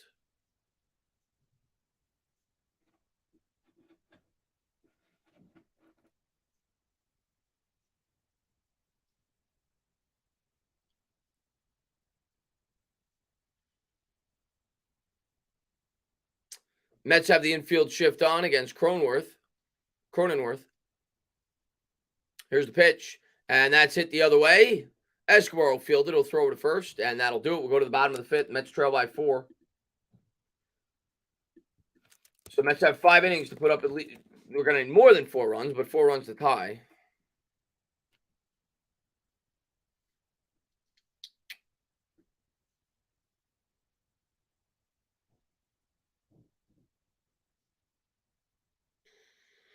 You never know, David Carr.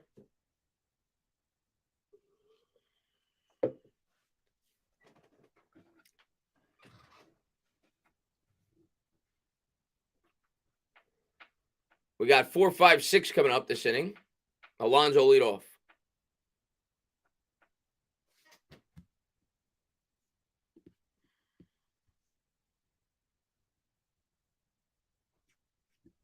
But we got to get the bats going, man.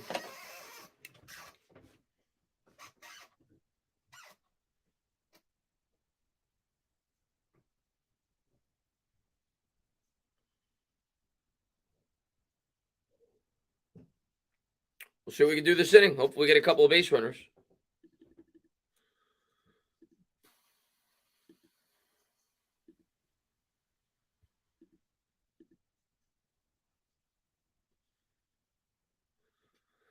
I tend to agree with you. I mean, if we end up getting knocked out in the playoffs early, I tend to agree with you. I'm not going to be upset. I'm not going to be happy as a Mets fan with what we did at the deadline. We weren't aggressive enough. But it is what it is. Hopefully next year we're more aggressive. Quick trade out of Vito to the Padres. The way Musgrove is pitching, Ottavino wouldn't see the field anyway. Musgrove's only got about 45 pitches.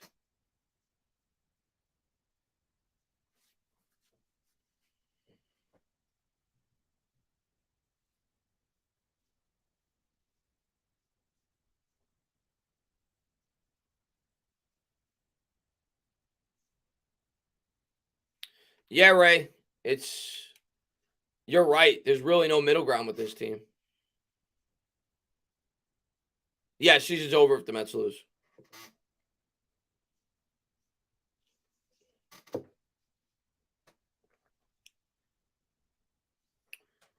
This is it. Win or go home. Whoever loses tonight, the season's over. Mets or the Padres.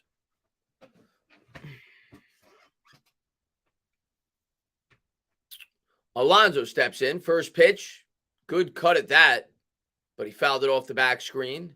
93-mile-an-hour fastball. 0-1.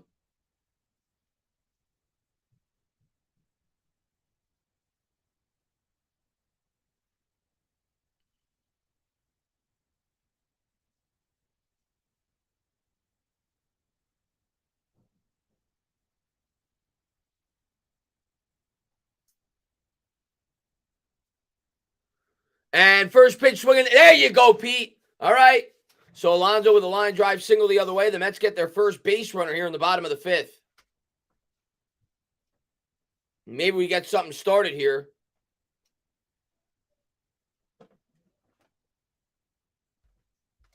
All right. Leadoff single. 5, 6, 7 coming up.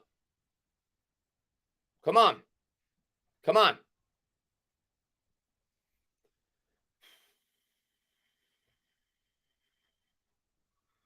Good hit there by Alonso.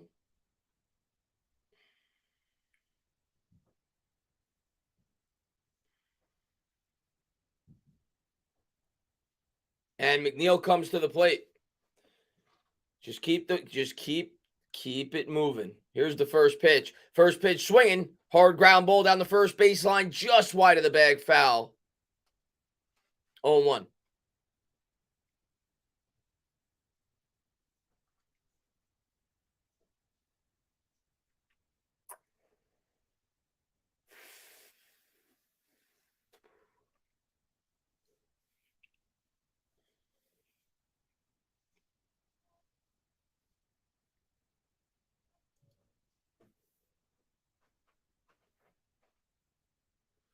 Mcneil chokes up high on the bat. It'll be an 0-1.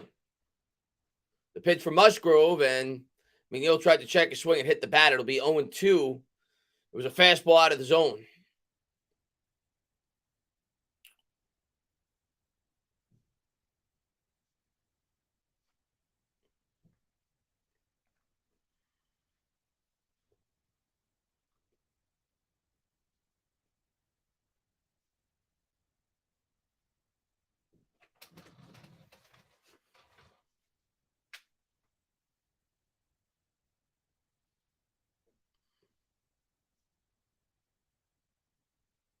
The 0-2 to McNeil. Curveball in the dirt. Good eye there. Takes it for a ball. 1-2.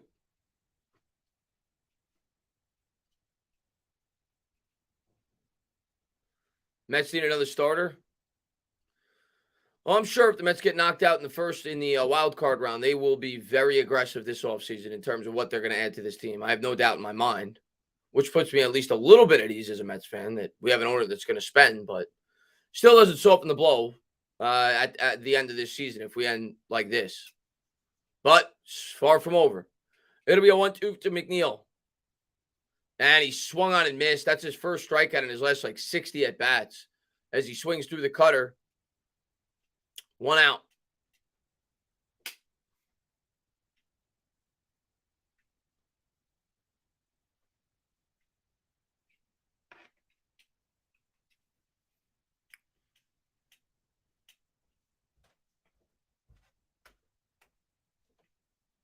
Connor's going to come up here for the Mets.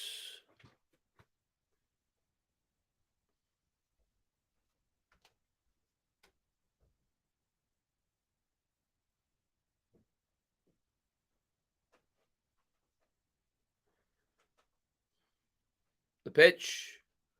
And a cutter in there for a strike, 0-1.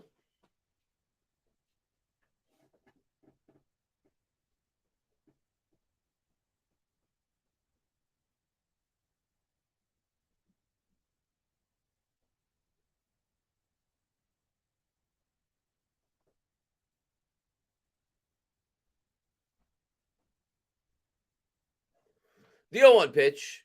Curveball swung and missed. 0-2.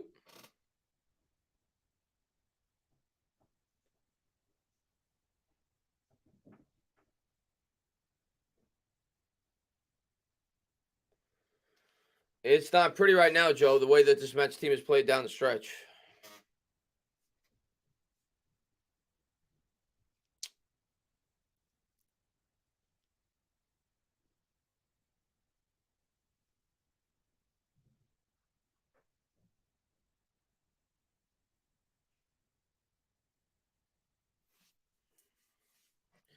The 0-2 to Kana. And he jammed him. He fouled it off. We'll do it again.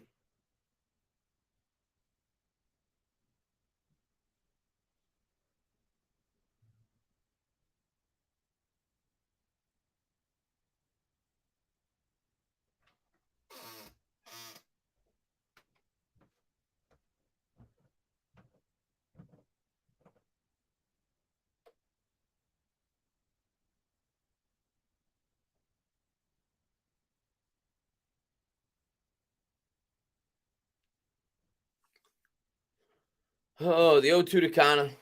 And it swung on a hit in the air to right center field.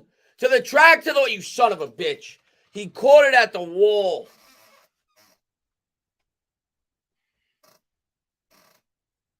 Grisham. He's been killing us this series.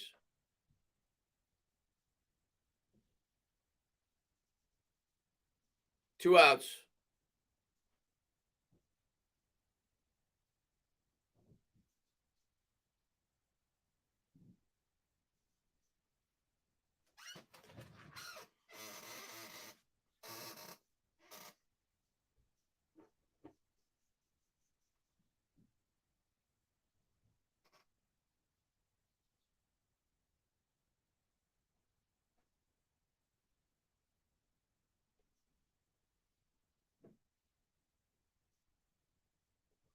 Vogelbach will step in. 2 outs, runner on first. Mets trail by 4.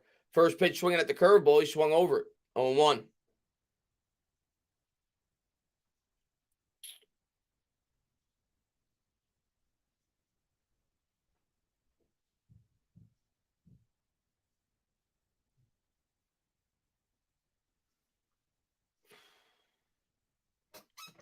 The 0-1 to Vogelbach. Curveball swung and fouled off. 0-2.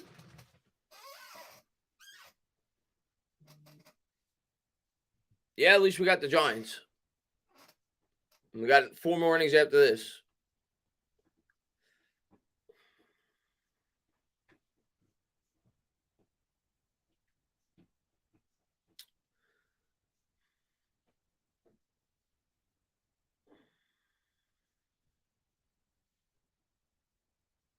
The 0-2 to Vogelbach. Swung on and missed. Changeup. Musgrove just keeps mowing us down, man. Top of the 6th.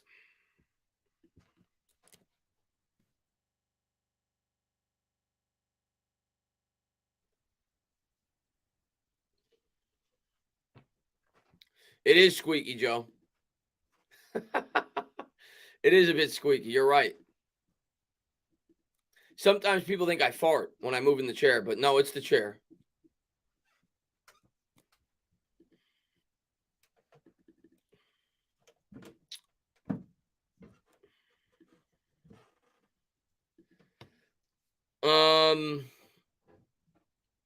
Swinging just the swing of Brian Dable is Brian Dable better than Tom Coughlin? No, I mean he's coached 5 games so far, man. Tom Coughlin won 2 Super Bowls.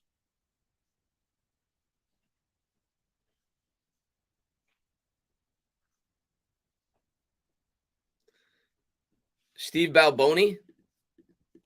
The name sounds familiar. Oh, he was a baseball player.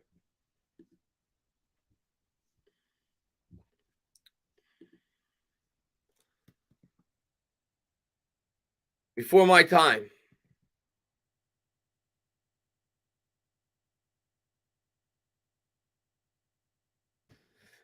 And Tremont, he says, I want Trent Grisham to get a season-ending injury. I don't want that, man. I never root for injuries. Mets need to dump a lot of guys this season. Well, we have a lot of free agents, so we're not gonna bring every player back. There's no way. There's no doubt about it. I see he's a former Yankee. I used to work for Ace Hardware for a summer job years ago when I was like 18, and I did meet a famous former Yankee that I did a home install for when I worked for Ace Hardware.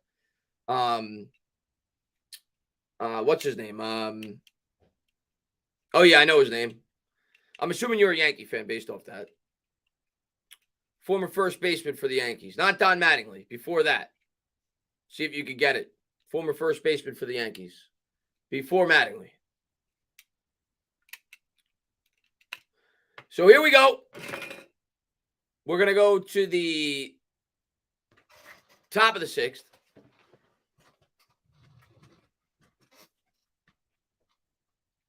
Drew Smith will come in for the Mets. Here's the first pitch. First pitch swinging at the fastball, hit deep to right center. That's going to hang in. Marte will hold it in. 1 up, 1 down. No, not Chris Chambliss. Not Chris Chambliss. Not Chris Chambliss. At one point, the Mets were better than the Yankees. They fell apart at the end of the season. It is what it is. We move on to next year.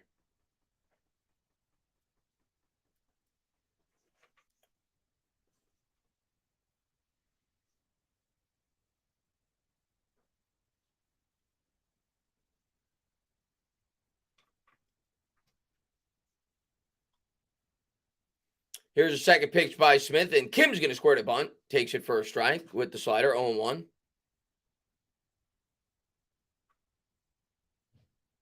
I'll just say it. Joe Pepitone.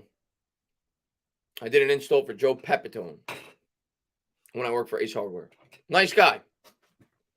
It'll be an 0-1. And the fastball misses upstairs, 1-1. You expect more rage? No, man. I don't have the rage in me after today with the Giants game. I ain't coming. If you're coming in here to see me rage, you're not going to get it. Here's the 1-1. Fastball in the outside corner, taken for a strike. Baseball is not as reactionary of a game as a game like basketball or football. 1-2.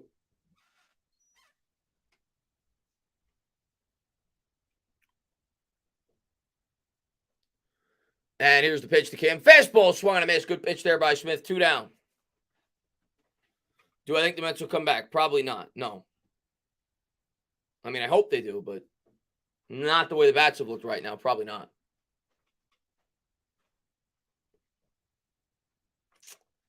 If you could watch only one team for one season, what team would it be? Mets, Knicks, or Giants? I can't answer that question. I honestly can't.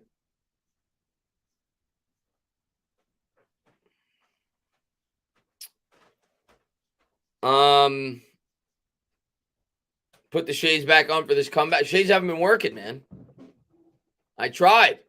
Here's the first pitch. Fastball in the outside corner for a strike.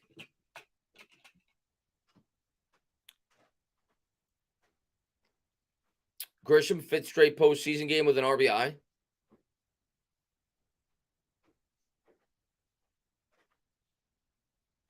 And a fastball in the dirt, take it for a ball. The ruin baseball with all these teams going to the playoffs. 162 games brings the best to the top. Yeah, I mean, the Mets just have bad luck this year. You win 101 games and you don't win your division. Second most wins we've ever had as an organization in a single season. We don't win our division. It's just bad luck. We didn't even give away the division. The Braves just never lost after May. Got to regroup and get better next year. It'll be a 1-1. And the fastball swung and a miss by Drew Smith. Independent says, delivered mail to Brett Saberhagen's house. That's pretty cool. I think I remember you telling me that, actually. Independent. He briefly pitched for the Mets for a couple of years. On their feet here, Mets looking for a strikeout. It'll be a 1-2 here in the top of the 6th. And the fastball just misses upstairs, 2-2. I love the Dodgers versus Padres. We own the Padres. Oh, I would much rather face the Padres if I was a Dodgers fan. We actually did well against the Dodgers this year in the regular season. He just hit Grisham with a fastball. That wasn't intentional. There's no way that was intentional. He's up 0-2 in the count, or 1-2 in the count. We're not looking to put base runners on. You can see that Grisham was upset that it hit him in the back, but that got away from him.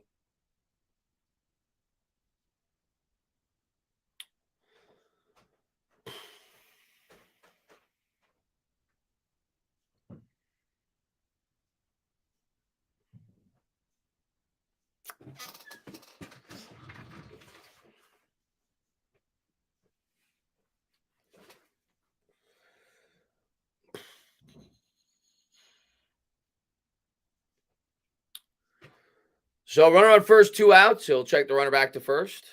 I met Turk Wendell in an elevator when he was with. That's all. Turk Wendell's one of my favorite Mets of all time. Number 99. Nola at the plate here for the Padres.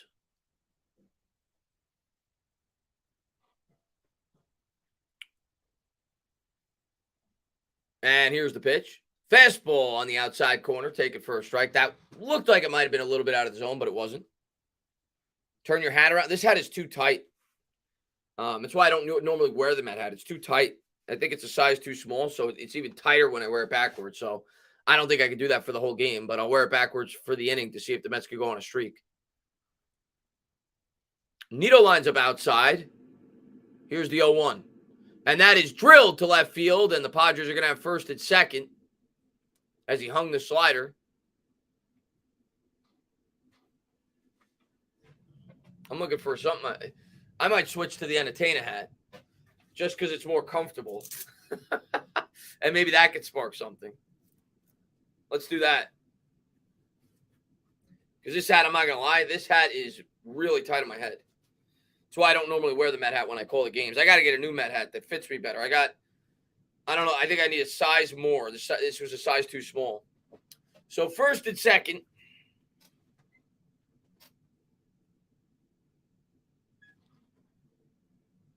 And that'll be the top of the order coming up here for the Padres. Here's the pitch. And the fastball on the inside corner, strike one. I wasn't intentionally plugging the merch. I was just looking for a hat. I got the Giants hat over there. I could switch to that too.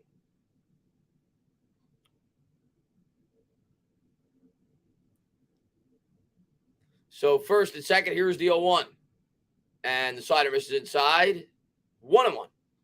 And it says, what is it? It says my name there, right there. I don't know. We should put it on the front of the hat, I guess, but we didn't. And Michael Mooch says 6'9" hitters killed off the staff. Pathetic.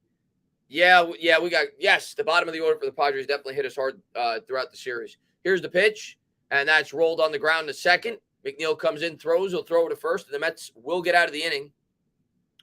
We'll go to the bottom of the sixth. Yeah, I was an umpire seed. That was a summer job I had when I was younger. That was like a part-time job while I was in college for 2 years. Not like high level.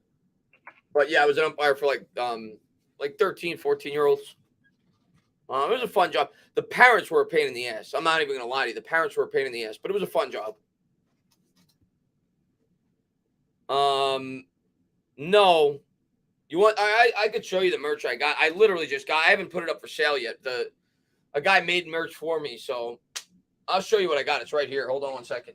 You can't even buy it yet.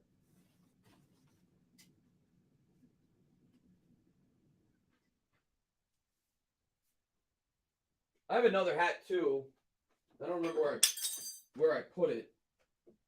But the other hat is basically just like my logo that you see on the channel that says Entertainer Talking Sports. And it's just like a blue trucker hat. And then I got this, which is my logo. And then on the back, it says that. And then I got the hoodie, which same design as the hat. And then it says the Entertain on the side. So I haven't put it up for sale or anything like that, but I think it's just cool just to have merchandise. But I'll probably put it up for sale in a couple of weeks if people are interested in getting it. Have I ever ejected anyone? What do you mean? Oh, in terms of being an umpire? No, I don't think. No, it never got that serious. But the parents were definitely annoying at times when they'd get mad at your calls. Yeah, I appreciate it, Rumor. Yeah, I'm definitely in like probably a week or two. I'll probably have a website for anybody that may be interested.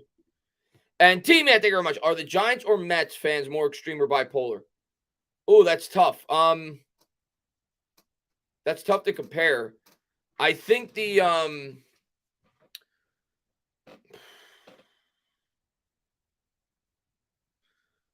that's real. It's tough to compare. I think Met fans are similar to Knick fans. Hold on, let me get this real quick.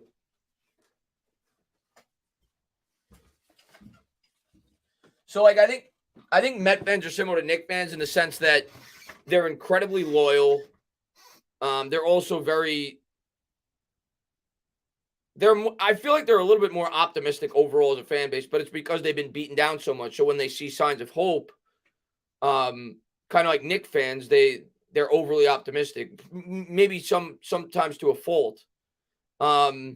Giants fans are like Yankee fans overall, and that's why they go hand in hand for the most part. I'm not saying all Giants fans are like that, but as like a core. So Yankee fans expect excellence at all times. So I think I would say Met fans are more similar to Knick fans. If I had to pick like another fan base that they were most similar to.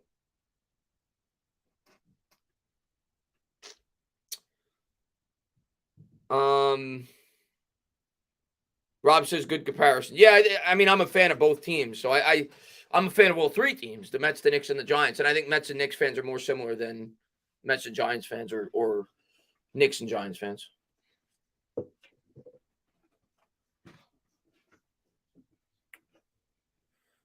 And we got a timeout. I don't know what happened here. Did they catch him with something on his hand?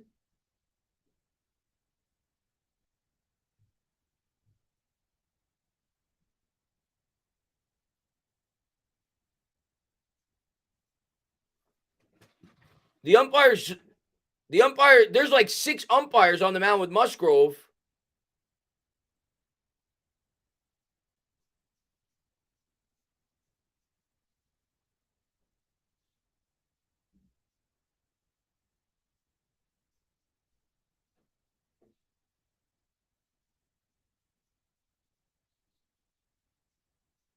And they think he put something on his ear.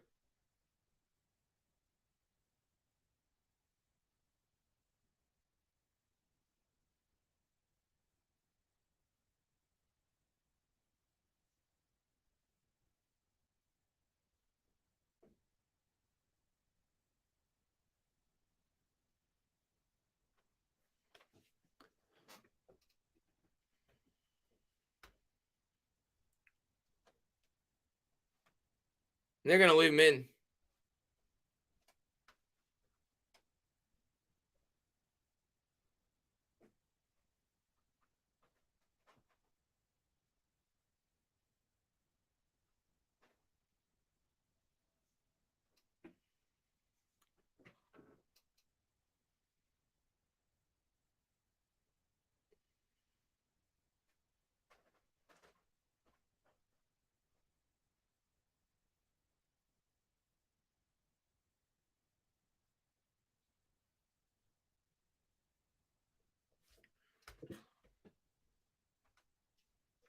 And I think Showalter asked the umpires to look it over. And they're going to let him still pitch. So maybe that was Showalter trying to knock him off kilter a little bit. We go to the bottom of the 6th. I will say his ears are really shiny. Here's the first pitch to Escobar. And the cutter misses downstairs, 1-0.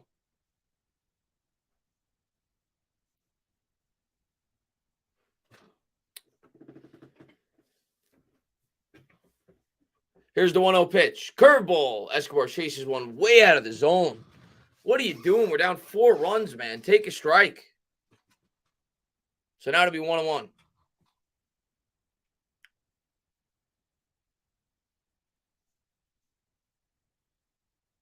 The 1-1 to Escobar. There's a curveball, and he doesn't swing at that one. That one right over the middle. That was a slider, actually. 1-2.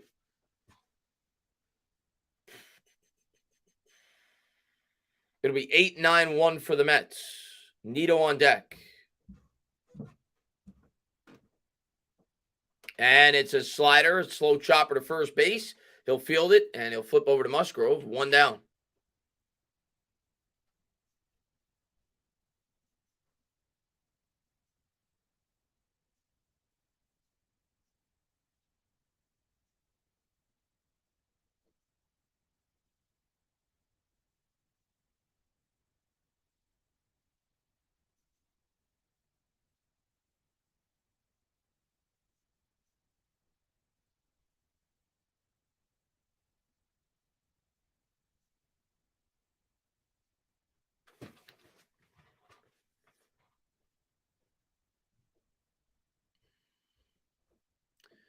Nito coming up. Here's the first pitch. And there's the first pitch slider over the middle. Take it for a strike. 0-1.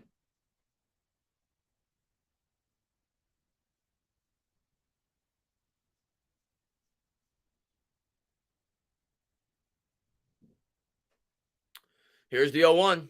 And that's in the dirt. Slider in the dirt. 1-1. Musgrove got a chip in in his ears.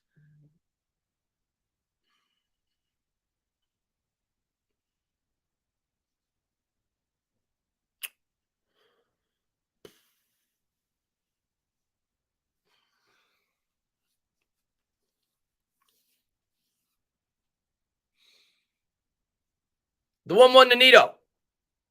And he fouls that one off down the third baseline. 1-2. You need Barkley on the Mets? That would help. That would certainly help.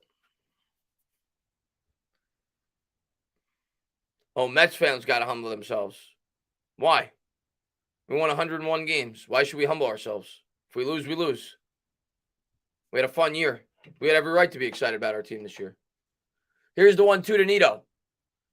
And the curveball misses outside. 2-2.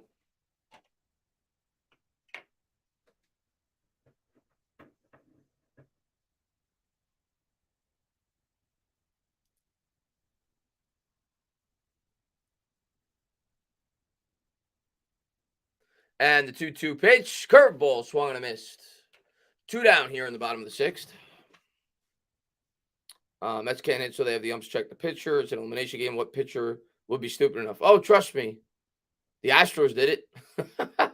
Somebody, if they feel like they can get a competitive advantage and they get away with it, they'll do it.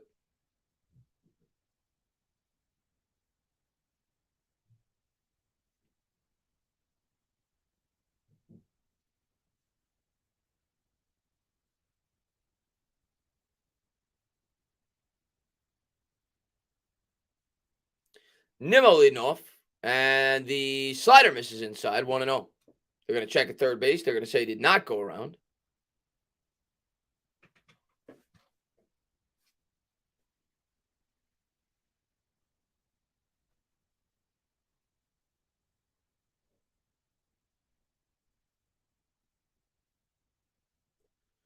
And Nimmo drives one to right field, but it's going to hang up enough. Hit that ball hard, but he was able to hold it in. That'll take us to the top of the seventh. The Mets are going to be down to their last 9 outs as they now trail 4-0.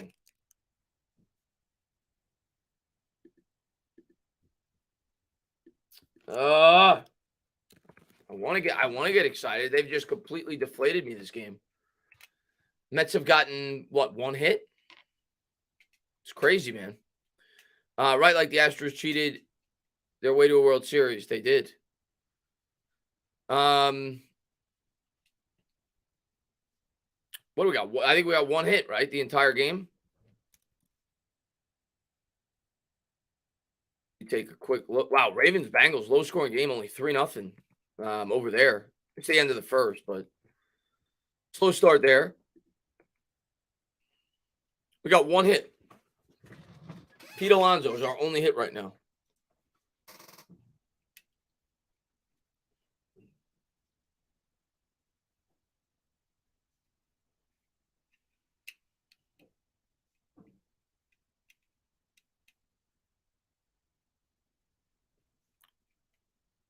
No, I won't root for the Yankees. Not in my DNA. I can't root for the Yankees. I'm just deflated. It's not like there's nothing for me to let out. Personally, that's just me. I mean, once we lost to the Braves, I went into this postseason like, if we go on a run, we go on a run. But I didn't expect much. Once we lost the division to the Braves, knowing that we had to play the Dodgers after this, and obviously you were pumped up going into the series, but once Scherzer loses, you're in big trouble. So I'm not going to rant. That's not me. I'm not going to fake a rant. I'm not going to rant just to rant. It's more so just I'm deflated. And I'll wait until the offseason. We'll see what the Mets could do. It was a fun season, a good step in the right direction, but obviously Cohen has a lot more building to do, and we'll see if we can do it.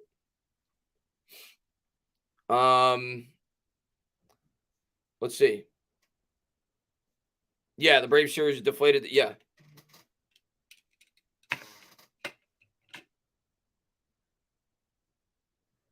At least we got the Giants standing. Yeah, man. I'm excited for the Giants. I'm excited for next week going up against the Ravens. Hopefully we can come up with something here in these last 3 innings.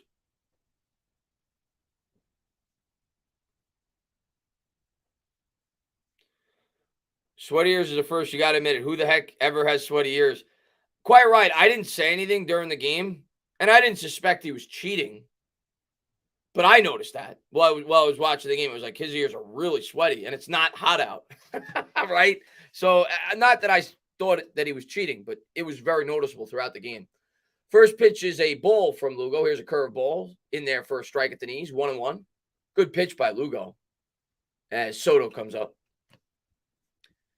And Tommy says, Chris, I can feel your pain. I'm a Tigers fan. Yeah, man, that's even tougher for you.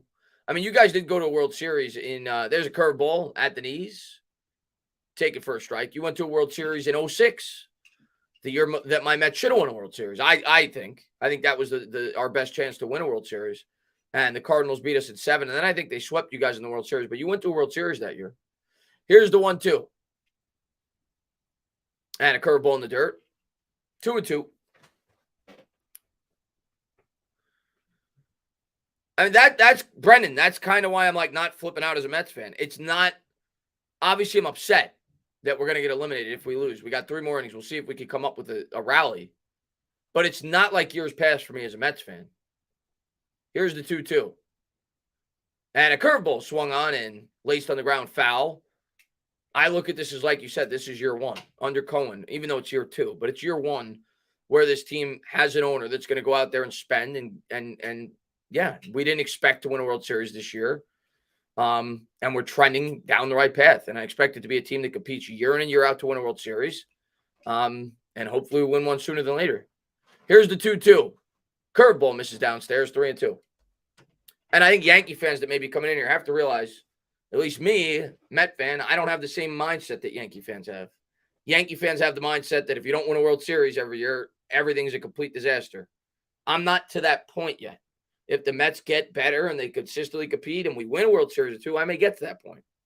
Here's the 3-2. There's a curveball hit back up the middle. That goes off Lugo's foot, and they're going to get on with a leadoff single. That's just bad luck as Soto beats that out.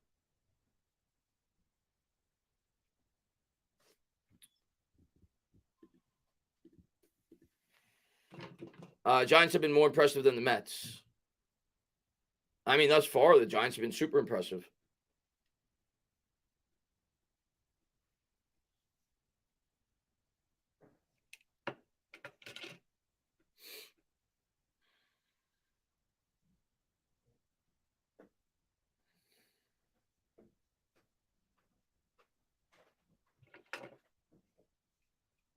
And now they're going to look over Lugo as he had a hard ground ball go off his foot.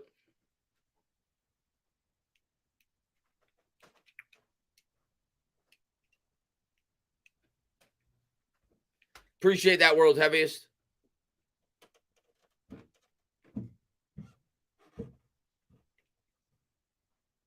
And they're going to look at Lugo, see him throw a couple of pitches, make sure he's not hurt. Looks like he's fine. As Hefner looks him over.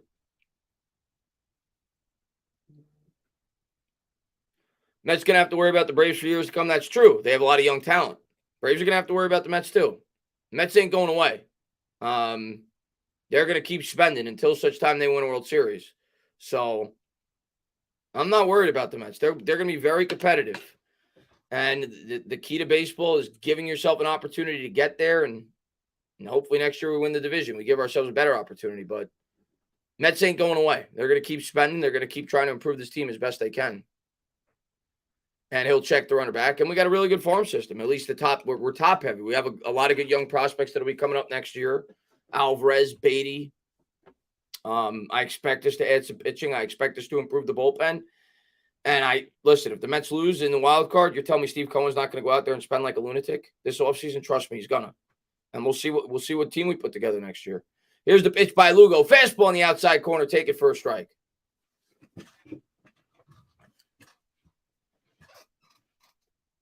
It's the top of the 7th. It's not the top of the 8th. But, yeah, I don't know why it didn't change. I did change it to the top of the 7th, but it never saves. But it's the top of the 7th. And the slider misses downstairs, 1-1.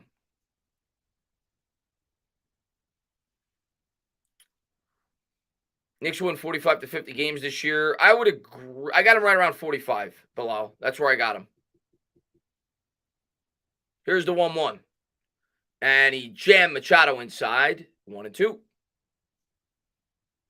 As a Dodgers fan, I wanted the Dodgers to beat the Mets pretty bad. Got to get that revenge from 2015. Yeah, I don't think you're going to get it unless the Mets have a unforeseen rally. But it doesn't look like they've been anywhere near Musgrove.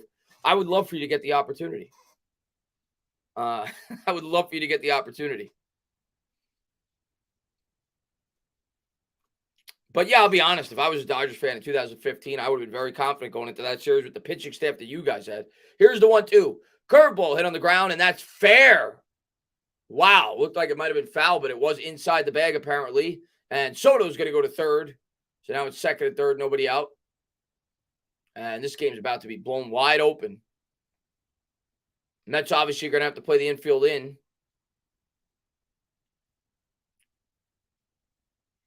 I don't think Judge is leaving the Yankees. I don't know who said that. I think Judge is going to sign the richest contract in the history of baseball. And if the Yankees are willing to pay him that, he's going to remain on as a Yankee. That's what I think. And I think they will. I don't think they have a choice. But I think the Mets are going to drive up the price. I think the Dodgers are going to – any high-market team is going to drive up the price. And the Yankees will match it. And they'll have to pay him. But he's going to get paid. So second and third, first pitch, fastball misses outside, 1-0. Tommy B, he says, Chris, why did David Wright get so much love? Why did David Wright get so much love? He was a very good baseball player. Here's the 1-0. Curveball swung on a miss. Here's what I'll say about David Wright. I always thought David Wright was overrated. I was a Mets fan that used to say that I thought David Wright was overrated. I was more of a Jose Reyes guy. I thought Reyes was the better player. Wright was great, though. Wright was great. But the reason Wright got so much love, think about the Mets. I'm assuming you're a Yankee fan, Tommy. I don't know if you are or aren't. Changeup misses outside. Think about the Mets. David Wright is the only Met in the history of their franchise that has started and ended his career as a New York Met that was a high-end player. Tom Seaver left. Jose Reyes left. Keith Hernandez was a Cardinal long before. Gary Carter was an Expo before. Darryl left. Doc left. David Wright is the only lifetime Met that's like a great player. So that's why he's so loved. And he was a captain. He was well respected. So that's why. And he was a great player. Here's the 2-2. Fastball swung and missed. One down here in the top of the 7th. And Wright obviously suffered an injury, right? He cut his career short. And the fact that when he came to Citi Field, the dimensions were ridiculous, and it hurt his statistics. I think his first year at Citi Field, they said he would hit 25 or 30 home runs, but the ballpark stole like 20 of them because of how ridiculous the dimensions were. And he stuck through it with some horrible Mets teams after he started off with a great team early on in his career. His career is very similar, outside of the fact he didn't win championships. It's very similar to Eli Manning's career, that he started off with a great team at the beginning of his career, and then the second half of the career, the organization kind of failed him. And then, of course, he had the spinal stenosis later in his career, and he had to retire early. So second and third, one out here. It'll be a 1-0 count. And here's the pitch. Curveball swung and missed by Lugo. And Dominic says, favorite Met of all time. My favorite Met of all time? My favorite Met of all time? I got to go with the guy. I get asked this question a lot. Here's the 1-1. Fastball in there for a strike. My favorite Met of all time. I go back to when I first fell in love with the Mets. And the first player I was in love with is Edgardo Alfonso. So he's my favorite Met of all time. Edgardo Alfonso is my favorite Met of all time. I loved him. Here's the 1-2. Fastball swung on a miss. Big strikeout there by Lugo. 2 outs. I don't think the 06 Mets overachieved. I think the 06 Mets had a ton of injuries. And the Mets are going to make a pitching change. They had a lot of injuries to their starting pitching staff by the time the playoffs rolled around. But the 06 Mets, probably the greatest lineup since I've been watching the team. That includes this year. That includes 2015. You look at the 2000 Mets stats. Look at this lineup. I think it's one of the best lineups, definitely the best Mets lineup I've ever seen for my team. I don't watch other teams, and you got to factor in it was a National League team. They didn't have the DH back then. But the 2006 Mets, we're going to have a pitching change, so we got a little bit of time. Polo Duca made the All-Star team that year as a catcher. He batted .318, 5 home runs, 49 RBIs, was a great number 2 hitter for the team. Delgado batted .265, 38 homers, 114 RBIs. Jose Valentin had a good year, .271, 18 and 62. Jose Reyes, one of the best years ever by a Met. 319 homers from the leadoff spot, 81 RBIs, 17 triples, 64 stolen bases, 194 hits, 122 runs scored, 30 doubles. He had 30 doubles, 17 triples, and 19 home runs with 64 stolen bases and 81 RBIs from the leadoff spot.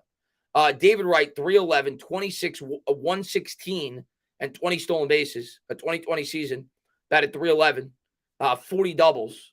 He was great. Cliff Floyd got hurt. He only played half a year. He had 11 homers and 44 RBIs. Carlos Beltran would have been the MVP, and then he fell apart in the last 2 or 3 weeks of the season. But he was carrying the team that year. He batted .275, 41 homers, 116 RBIs. And even Nady was pretty good for a part-time outfielder. He had 14 homers, 40 RBIs. And we ended up having to trade him at the trade deadline because we had injuries. Then you had Endy Chavez off the bench, was a good player. Our pitching got hurt. Glavin, Traxel, Pedro got hurt. El Duca came in later in the season. So that we had injuries to the starting pitching. But that lineup that year was insane. It's the best Met lineup I've ever seen. Yeah, Cushman, it's going to be tough, but it is what it is, man. I kind of expected it. Obviously, you don't hope for it as a fan going in, but after the Braves took the division, I kind of expected it. I was worried about it. And if we won this, I was obviously worried about the Dodgers in the second round. This has nothing to do with the starting pitching, guys. We didn't hit. And Givens coming in for the Mets. We got 1 hit tonight.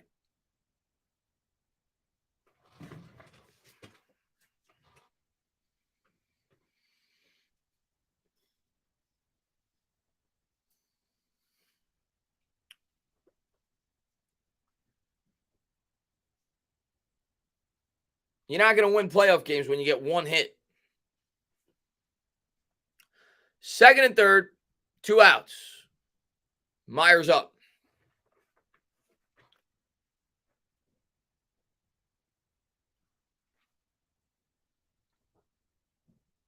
And here's the pitch by Givens. First pitch, swinging slow roller along the first baseline, foul.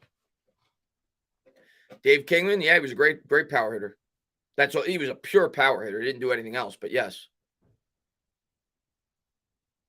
4 runs is totally manageable from a pitching perspective. The offense should be able to. Yeah, I mean, we didn't hit. I'm not saying we pitched great. We didn't, but the main problem in this game is the bats. Even in the Scherzer game, the bats weren't there. I mean, obviously that falls more on Scherzer, but we didn't hit. Only game we hit was last night.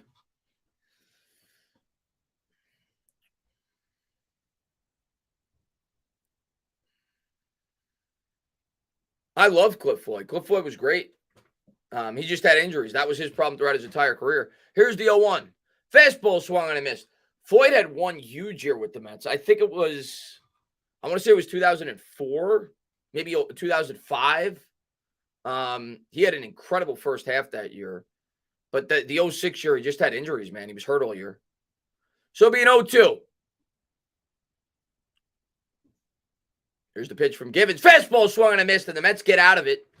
So they're still only down 4. Obviously, that seems like a lot based off the way we've hit tonight. But we're going to have 2, 3, 4 coming up. Marte, Lindor, and Alonso going into the bottom of the 7th. Got to get something going. Let's see if we can do it. Got to get a couple of base runners.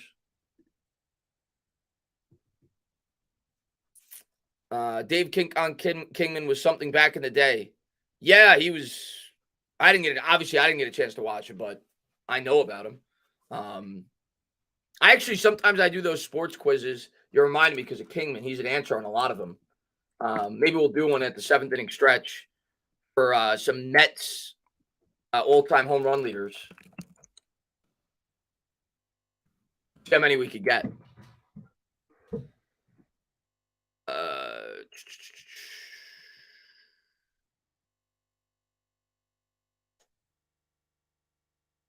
Let's see. What do you think? What's a good one? Mets 50-plus career home runs. That's a lot, probably. Top 20 home run leaders for the Mets. That's not.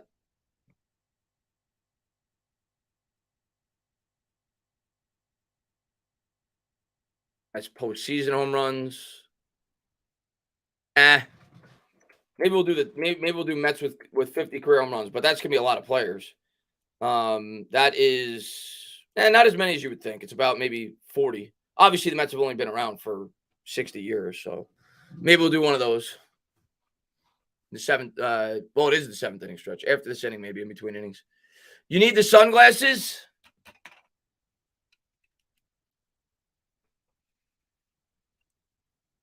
We'll try it out this inning. We'll see if it works. That's the wrong share.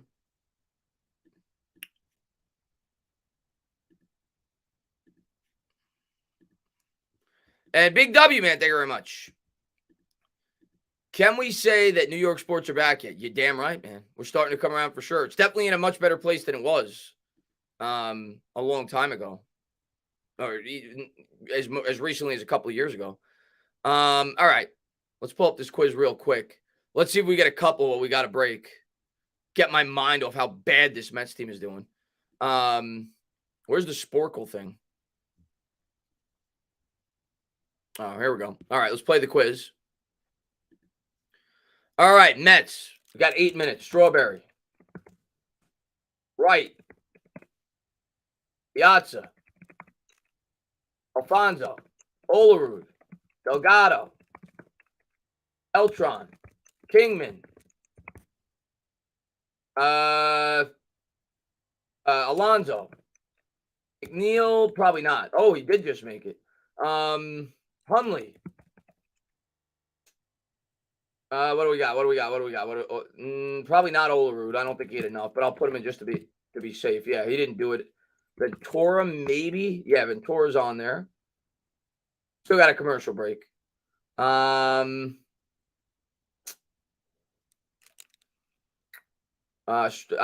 did Strawberry, right? Yeah, Strawberry. Carter's probably on here. Hernandez probably on here. Let me see what the chat's saying. McGuire, that's fun. Duda, of course, Duda's got to be on there. We'll pause the quiz now as the game's getting back to it. Floyd's going to be on there. I don't know if I put Delgado. I did. Did I do Beltran? Yeah, I did Beltran. Can I pause the quiz? I feel like I can. We'll get back to that. All right. And Ian, thank you very much. Chris, great G-Men win. I'm a Yankee fan. What happened to Conforto? I remember he was pretty good. He's on the list. Probably should have put him in there. He's on the list. He got hurt this year, and the Mets didn't bring him back. The Mets actually offered him a qualifying offer, and he didn't accept it, and he didn't sign anywhere. But he was injured. I think he had some kind of surgery. First base cutter outside of the zone, 1-0. Reyes is probably on there, Chad, because he did have that 19 home run season. He probably had over 50 home runs as a Met. He's on there. Cespedes is on there. Murphy might be on there. Here's the 1-0. And a fastball, that looked like that was a strike, but we're fortunate they called that a ball. Granderson's probably on there. He had a couple of 20-plus home run seasons as a Met. We'll get back to it. Here's the 2-0 to Marte. Musgrove looks in for the sign.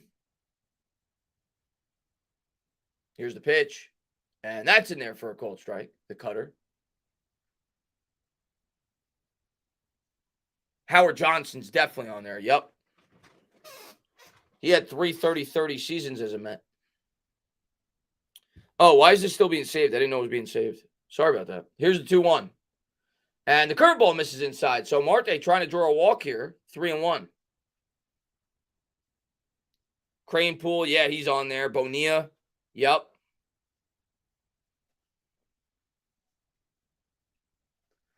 Come on, Marte. Get on base. 3-1. He swung at it. Might have been a ball. It was close. 3-2. Fastball a little high in the zone. Rusty Staub, yep.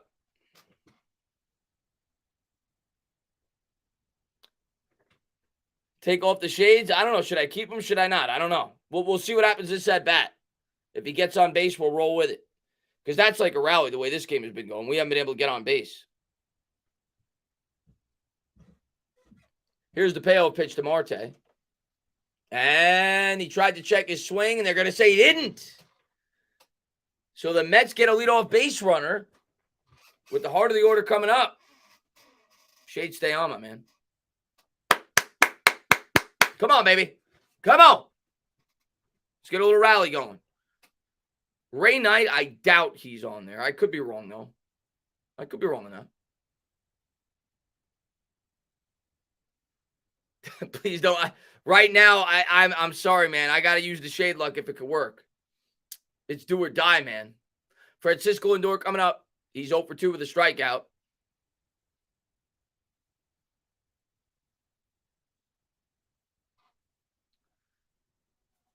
Here's the first pitch by Musgrove. Swung on and missed with the curveball. Slider, rather. 0-1.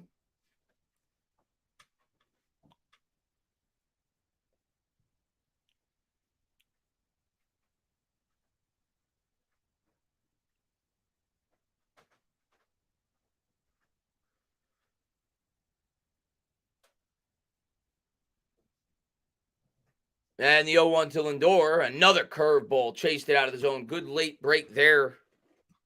0-2. Nah, I don't think Benny's on there. Agbayani, nah. He didn't hit enough. I don't think.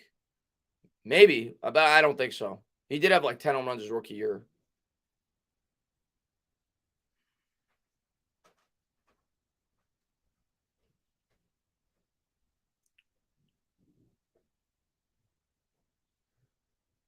The 0-2 to Lindor.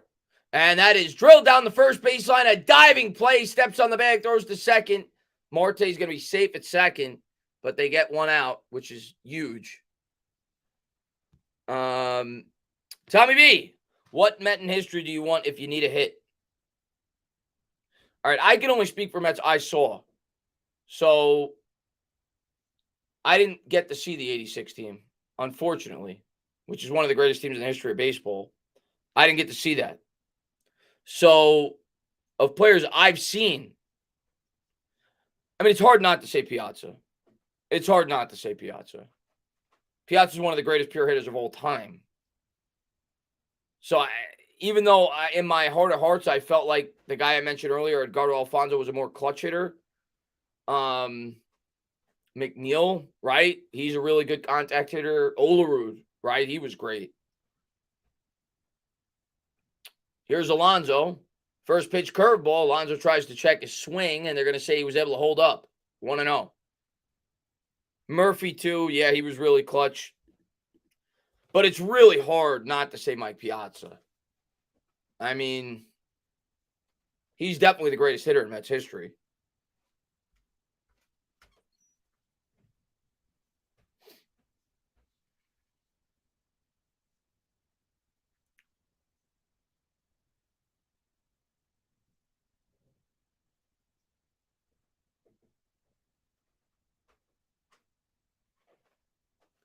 And Marte will go back to second.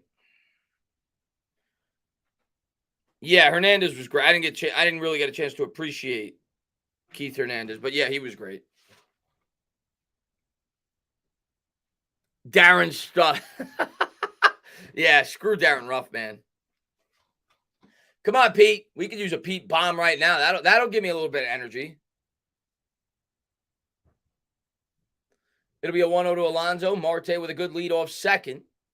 And the pitch by Musgrove. Curveball in the dirt. Good eye by Pete. Mets need base runners. 2-0.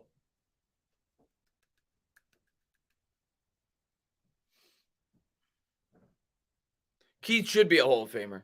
It's a joke that Keith Hernandez is not in the Hall of Fame. He won like how many Gold Gloves? 7, 8, whatever it was. I know it's first base, but arguably the greatest defensive first baseman ever. Won an MVP award with the Cardinals. Won a World Series with both the Cardinals and the Mets. Clutch hitter, like you said, right around a career 300 hitter. Keith Hernandez should absolutely be in the Hall of Fame. 2-0 to Alonso. Marte leads off second. Here's the pitch. And Alonso drills it, but it's going to hang up. Just tough luck. It's the way it's been tonight as he drills it to right field, but it's right at him. 2 down. 109 miles an hour on the exit velo. Just right at him. Can't do anything about that, Pete. Just bad luck.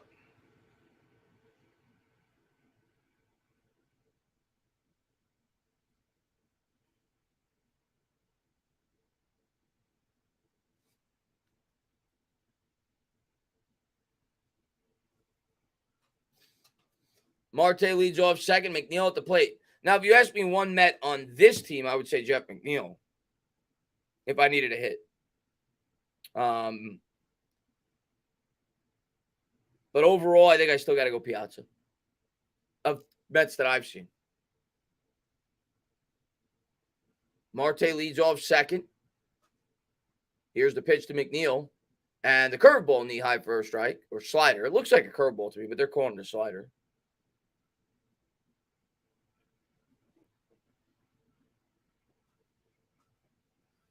Yeah, I kind of agree with you, Jimmy. I think eventually they will retire. I think they will eventually retire Gary Carter's number because it seems like the Mets now, since Steve Cohen took over the team, here's the 0-1, and a fastball swung and fouled off. It seems like the Mets now are more open to retiring some legends. Under Wilpon, we didn't, right? Since Cohen's taken over the team, they retired Kuzman and they retired Keith Hernandez, and he's only been the owner for 2 years. Before that, we only had a few retired numbers as far as players goes. Guys who played for the Mets, I think it was just Seaver and Piazza. Now they have Hernandez and Kuzman. You figure Wright's going to be retired. Carter's got a chance. Darryl and Doc have a chance. NY Giants 26 says Browns just traded for Deion Jones. Oh, interesting move. Okay. Interesting move. Here's the 0-2. And a curveball, and McNeil's able to stay in the at-bat. That's fouled off down the first base line.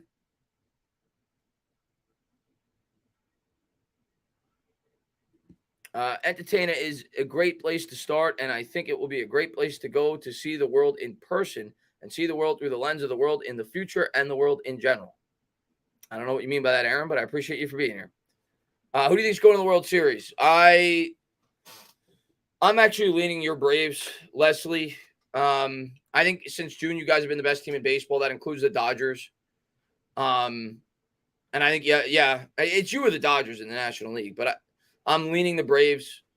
And in the American League, I'm leaning the Astros. But obviously, the Yankees have a chance. Here's the 0-2 to McNeil, and that's it hard on the ground to first base. Myers in front of it. He'll flip to Musgrove, and the Padres will get out of it. We'll go to the top of the 8th. What's going on, Asia? Thanks for popping in. Jose Reyes, another great hitter by the Mets for sure. I don't know if I'd have him at the top of my list for if I needed a hit, but he's certainly, he's near the top of my list, but I don't think he'd be my number 1. Beltran's got to be up there too. We didn't mention him. But yeah, let's get back to the quiz. It might have expired. No, it didn't. Let's resume it. All right. So far we got 15 out of 43. I don't know if I wrote Floyd. Floyd's got to be on there. Let's put him in there. Maybe I already put him. Cranepool, he's on there. Somebody said that earlier. That was Cushman. Cespedes. This is 50-plus home runs as a Met. Murphy. Duda. Oh, we already put him.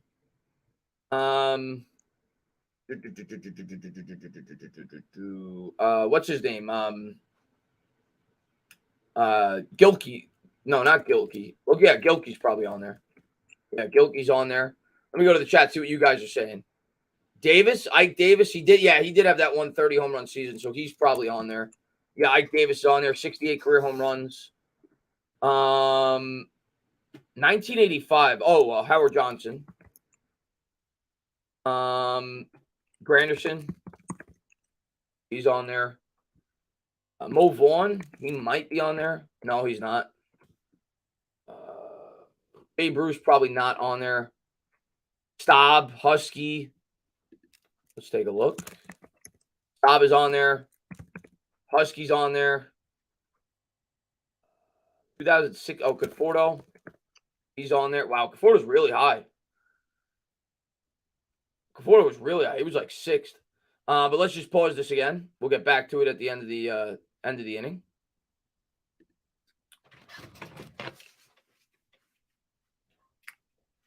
Top of the 8th. Yeah, Bonilla and Flores are going to be on there. I already had Hundley, I think, below. I think I put him in already. I don't think Dykstra will be on there. He didn't hit many home runs as a Met. I don't think.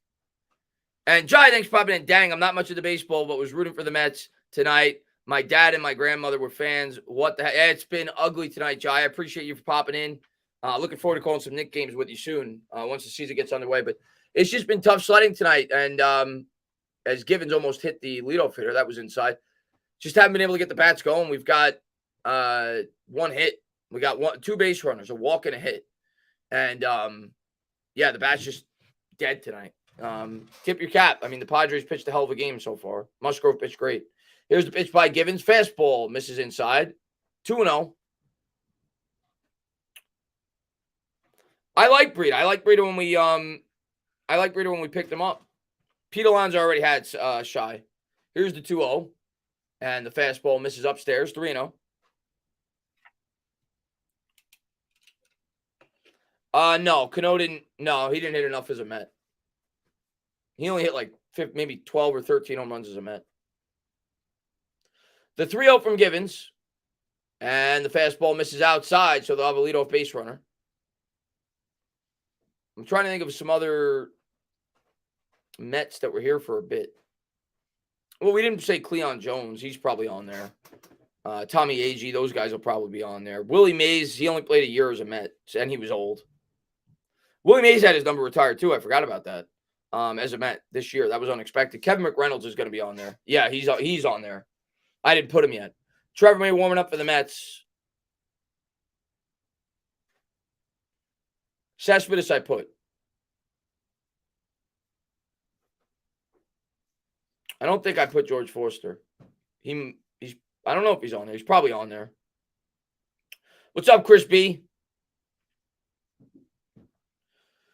As they check Kim back to first.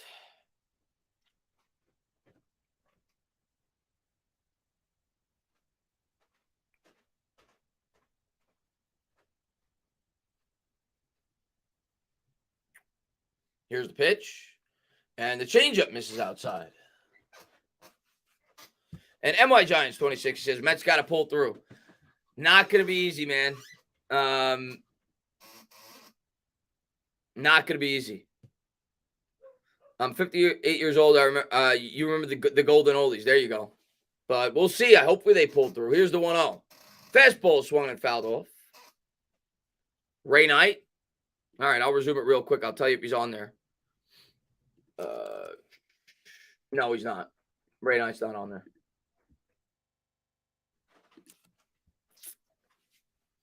It'll be a 1-1. But he did win the 1986 World Series MVP.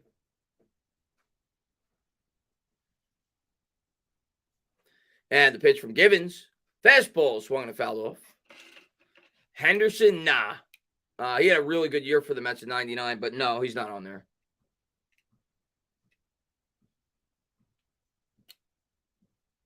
Keep the shades on. They look clean, Jedi says.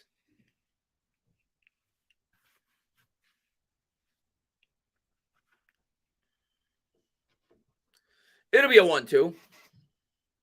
And Givens checks the runner back to first. Oh, Steve Henderson. I was thinking about Ricky Henderson. Talking about Steve Henderson. Because Ricky Henderson was a Met for 2 years. He actually came up as a Yankee, right?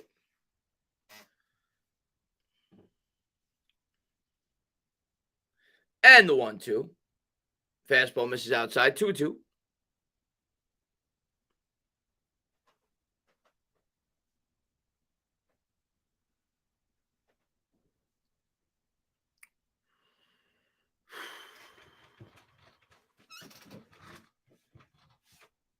Here's the 2-2 pitch from Givens, and that's lined through the hole, and the Padres going to open this up. First and second, actually, as he retreats back to the bag.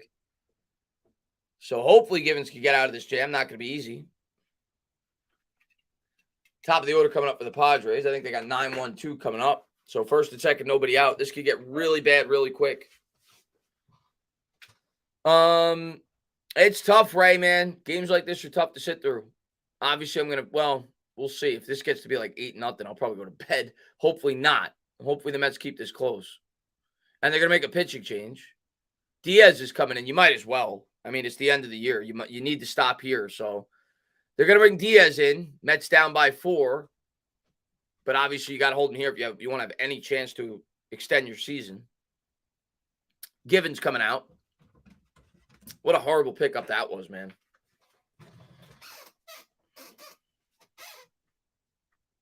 Yeah, Bilal, I'm doing opening night. I mean, as long as my schedule allows for it, but I can't imagine why it wouldn't. So, let me just take a quick look.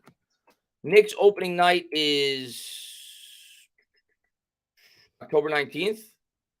That's a Wednesday. I do work in the city on Wednesdays. That's the only day I don't work from home. So I may not.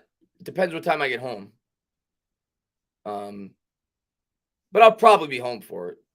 If I don't go, a lot of times when I work on Wednesdays, I have friends who live in Manhattan, and because I go to Queens for work, and then I take the train into Manhattan and hang out for the day. So if I'm not doing that, if I don't go to a bar to watch the Knicks game with them, I'll call the game. But if I miss that game, I'll do the second game for sure, and that's going to be Friday, October 21st. Against Detroit. So if I don't do the first game, I'll definitely do the second game.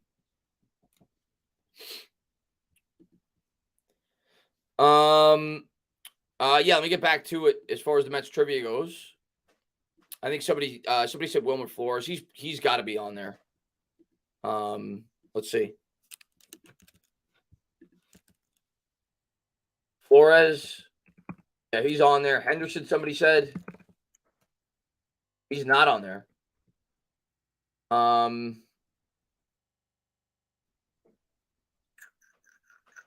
McReynolds, right? I don't think we put him. He's on there.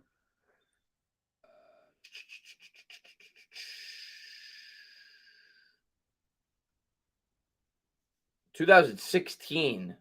Who started 2016 with 55 career Met home? Oh, maybe Nimmo? Yeah, Nimmo. Actually, that wasn't the answer. That was 2016. He has 61 home runs. Who started 2016 with 55 home runs as a Met? Maybe the chat could help me out. Bonilla. Yeah, Bonilla is going to be on there. Bonilla. Murray, maybe? No.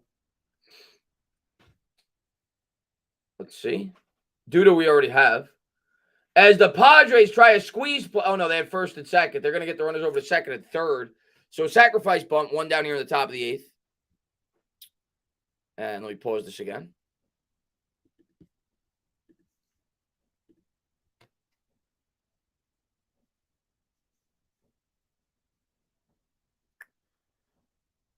Maybe Jeff Kent.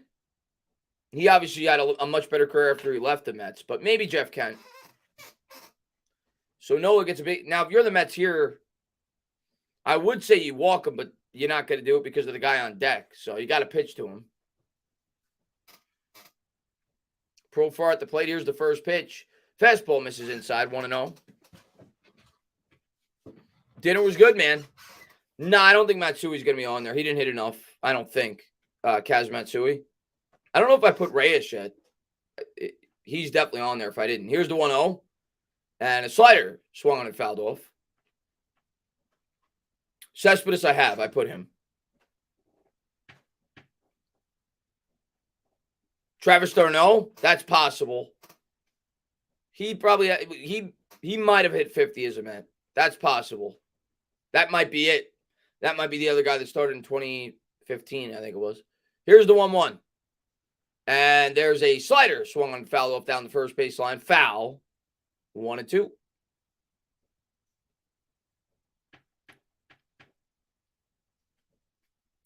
Come on, Diaz. Dom Smith is possible, yeah. Grisham leads from second. Here's the pitch by Diaz. And it's a slider. He tries to check his swing. He's able to hold up.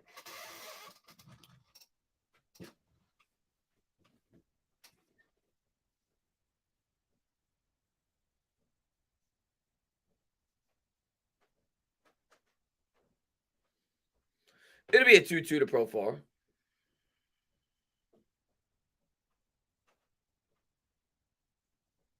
And a slider swung on fouled off. I think I tried Olerud. He wasn't on there. I didn't try Zeal, but I don't think he's going to be there.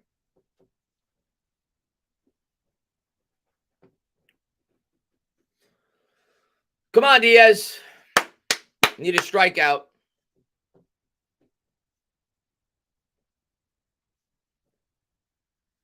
And a slider swung and fouled off. Profar able to stay in the at-bat.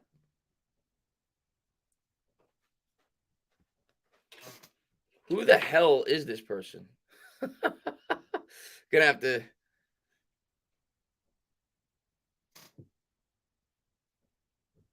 get rid of Aaron. It'll be a 2-2. And a fastball swung and fouled off. 100 miles an hour on the gun. Mike Cameron, that's a good one. He's probably on there. That's a good one. If he's not, he's close. It'll be a 2-2 from Diaz.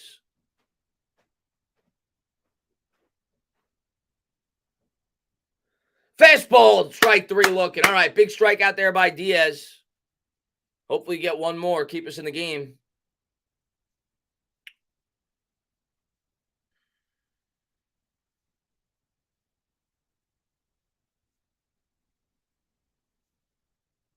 Ventura I already put, and I think he was on there, yes.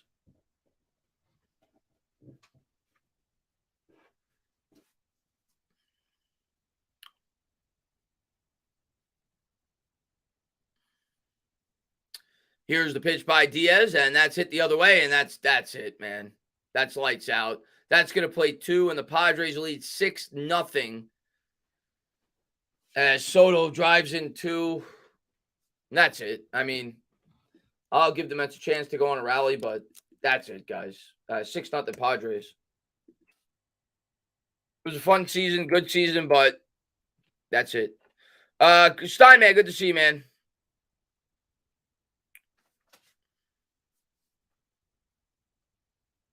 Yeah, I already had Ike Davis.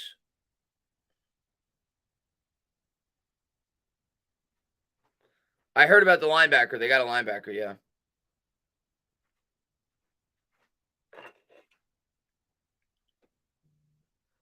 Soto leads from first. Here's the pitch by Diaz. Fastball in the outside corner. No, I appreciate it, Meat. We'll be back. We'll be back. I'm not worried about the Mets in terms of I know they're going to be competitive for a long time with their owner. But it sucks to end the year like this. Fastball misses inside. That was up and in the Machado. 1-1. Your dog is named after Soto. Interesting. I will never go to the Evil Empire. Because I'm going to tell you what would happen if I will never do it. But if I ever did do it, the Mets would win the World Series the next year. That would just be my luck as a Mets fan. So I'm not doing it. Do I think the Padres are good? Here's the 1-1. Fastball, take it for a strike as they throw Soto out at second base. So the Mets get out of the inning, but it's 6-0. We go to the bottom of the 8th. I'm still happy the Giants won today. Still ecstatic, and tomorrow I'll get over this. But it sucks right now watching the game. He did get Soto. He's out. They're thinking about reviewing this, but he's out.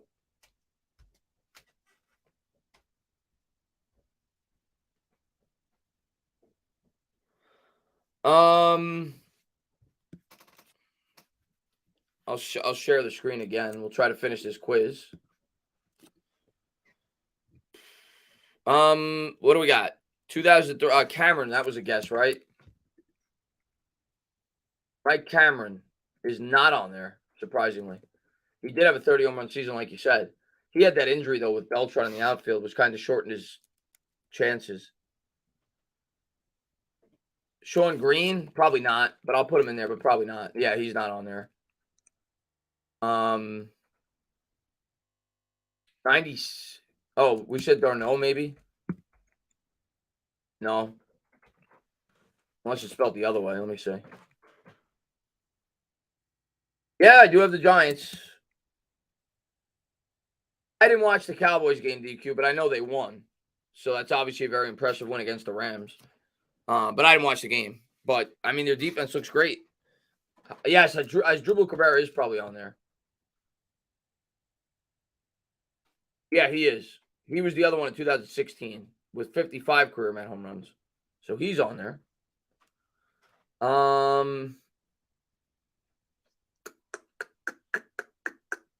Let's see what anybody says. Have you seen Burrow's mom? I have not. Mo Vaughn, I tried. He was not on there. I mean, I'm sure we're going to look at some of these guys after and be like, how did we not get that? But that's what happens when you're tired late at night.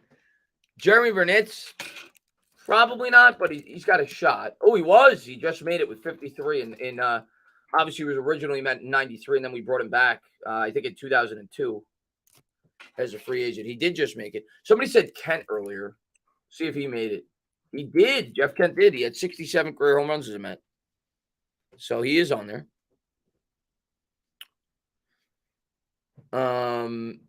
Ordonez will not be on there. He hit like 8 career home runs as a Met. And Dylan Edge, man, thank you very much. Michael Conforto should be on there. He was. We already put him on. He's actually higher than some may think. He's 1, 2, 3, 4, 5, 6, 7. He's 8th all time in Met home runs, Michael Conforto. As we're going to pause this, and we'll get back to it. Kana coming up for the Mets. Fastball in there for a strike. Hunley's on there. I already put him. Jason Bay could be on there. Probably not, but I don't think he had 50 home runs. Unfortunately, for what we paid him, he should have. Suarez in for the Padres. He's got a 2.27 ERA.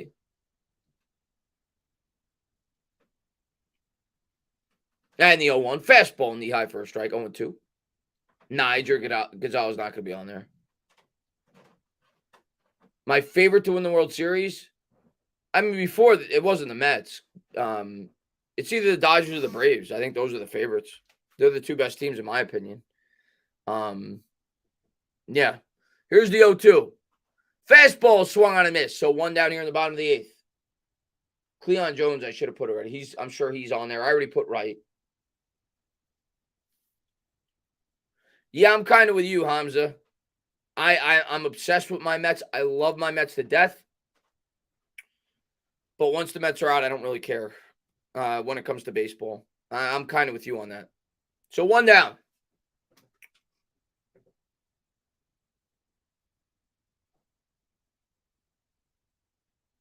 Well, they're asking me who I think's going to win, not who I'm rooting for. I'm definitely rooting for the Dodgers over the Braves. Vogelbach's going to step in. And the fastball in there for a strike. that's close. I think those are the two best teams in baseball, and I think they're going to meet in the NLCS. I'm rooting for the Dodgers.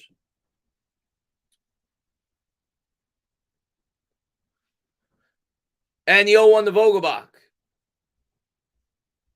And the fastball misses downstairs. Yeah, the Giants won. That was great.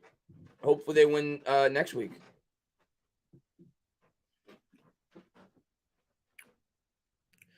Yankees have a chance. I mean, I think the Yankees are definitely going to get to the American League Championship Series. Here's the 1-1.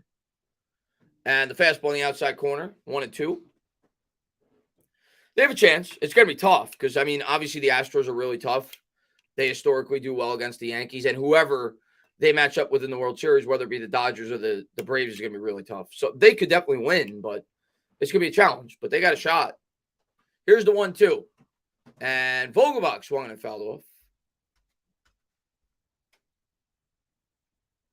Padres, Dodgers better for baseball? I don't know about that. Why do you say that? Because they have young talent? I mean, from a marketing standpoint, I would think the Mets are much more popular than the Padres. It'll be a 1-2 to Vogelbach. And swung on, hit in the air, third base. That's 2 down.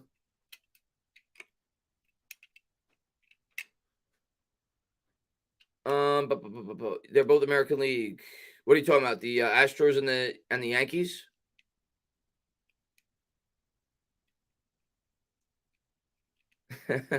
I appreciate it, Journeyman. Hey, man. Obviously, you're going to be down in the dumps when your team loses, but I'm still long-term outlook with the Mets. I'm still in a very good place. I feel much better about this organization than I ever have. But it stings when you lose in the postseason and your team falls apart at the end of the year. Here's the pitch to Escobar. But it's why I'm not flipping out. It's a tough year, tough finish to the year.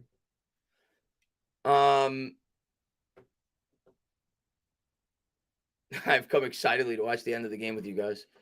As Trevor May warming up with a pen for the Mets. Delgado I already put. Fastball swung and missed by Escobar.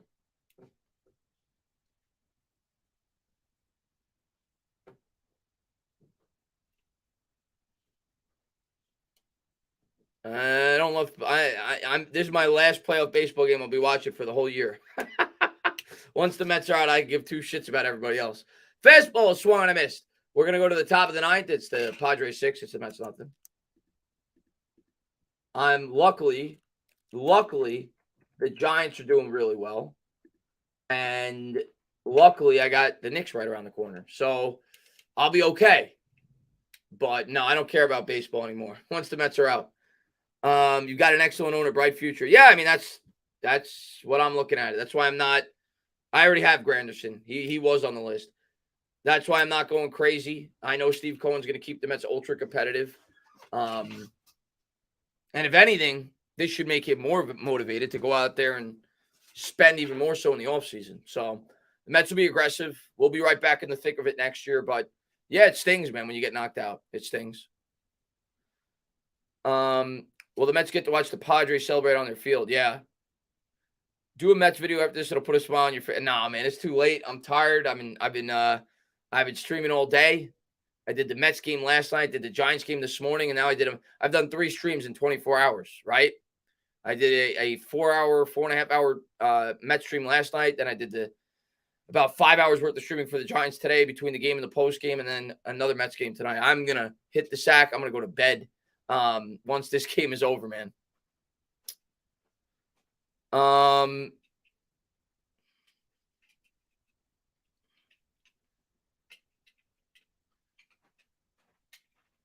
Yeah, the Knicks. Who do you root for, Jerry Ramirez? Don't tell me you're a player fan. Don't tell me you root for the Lakers because they got LeBron, or you root for the Warriors because they got Steph Curry. If you live in New York and you're not a Knicks fan, who do you root for? I don't know if you live in New York. I just see you're a Giants fan. Teddy, do you think the Giants have a realistic shot at the playoffs or an NFC's title? I definitely think they have a realistic shot at the playoffs. I wouldn't say they have a super realistic shot at a division title, but I definitely think we have a realistic shot at the playoffs.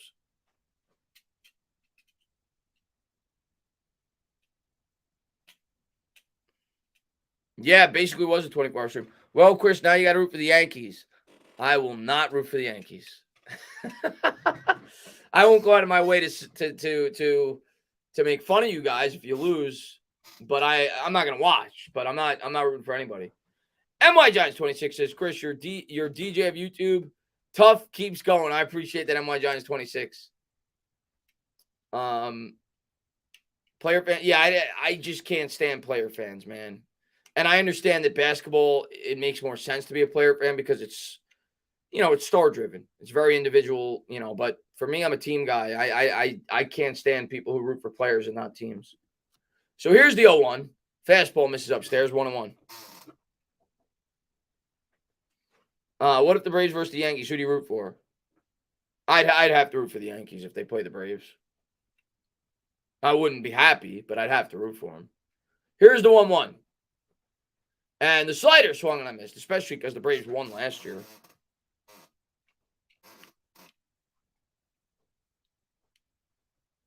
You're a Hornets fan. You enjoy pain. Should be a 1-2.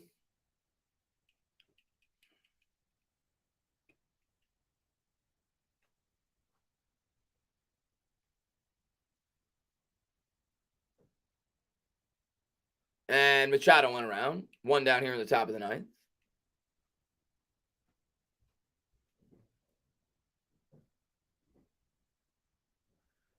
Yeah, man. My 2 cents. Giants kicked ass. If I have any energy tomorrow, I plan on doing a stream at some point because I'm off because of Columbus Day. So we'll see if, we'll see. If not, I'll definitely have a video up at some point. But yeah, I'm really excited. I'm really excited about the prospects of the Giants and where we're headed. We'll talk about the Ravens all week. I think we have a good chance to beat the Ravens. But right now, my confidence is probably higher than it should be based off the way this team is playing. But I'm really excited to see how we stack up against them. And Trevor made changeup, swung on a missed. Nick, thank you very much. He says Gettleman's draft picks panning out. Hey, here's what I'll say about Gettleman. We'll talk about Gettleman in a second. Here's the 0-1. And the slider's in there for a strike. Gettleman's draft picks look like they're going to turn out to be pretty good overall. Granted, he was picking very early in the first round, right? But his draft picks look to be pretty good overall.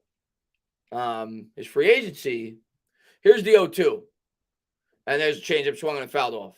But when you look at right now at Gettleman's draft classes, if you're being fair with yourself, and I know everybody hates Gettleman, and I tried to be as fair as I could be with Gettleman, and he completely failed us in 2021. Like, he was horrible in 2021. And that draft looks even worse now with Kadarius Toney. He can't stay on the field. Here's the 0-2. And the changeup in there for a strike, so that's 2 down. But when you look at Gettleman, Andrew Thomas is arguably the best left tackle in football. He drafted him. Saquon Barkley is arguably the best playmaker in football. He drafted him. We could all argue it wasn't the best pick, but he's a good player. McKinney looks to be one of the better young safeties in football. He drafted him. Dexter Lawrence looks to be one of the better interior defensive linemen in football. He drafted him. Julian Love looks to be a pretty good safety. He drafted him. Azeez Ojulari. And there's a changeup, swung on a missed. Pretty good edge rusher, drafted him. Leonard Williams, traded for him. He's pretty damn good. So he did some good things.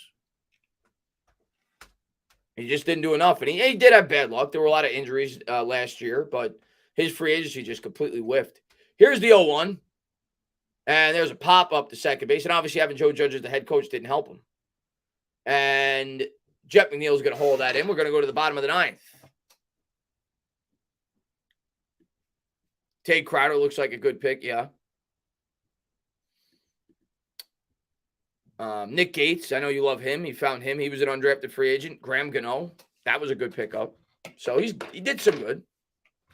And we'll see about Daniel Jones. I mean, in 5 years, Daniel Jones may look like a good pick for all we know.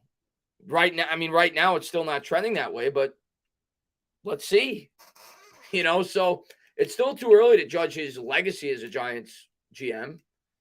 Well, he was the Giants GM. He completely failed, but you may look more fond at Dave Gettleman in 5, 6, 7 years if this team turns out right and a lot of the pieces that he drafted helped this team win football games. So let's see.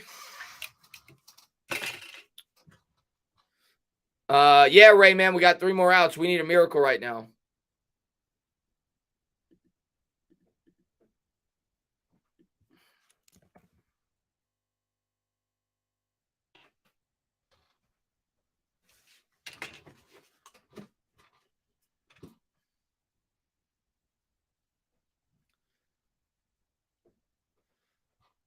I don't know I wouldn't say he's a good GM, Matthew, but he did.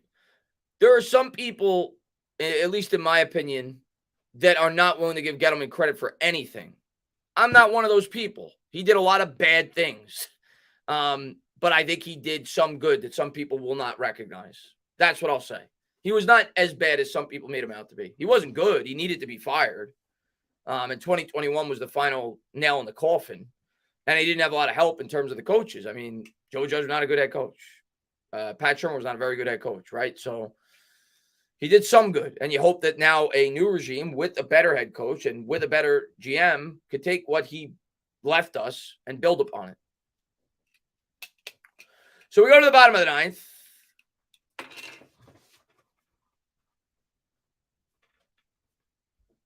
No, I said Andrew Thomas. He was the first person I said.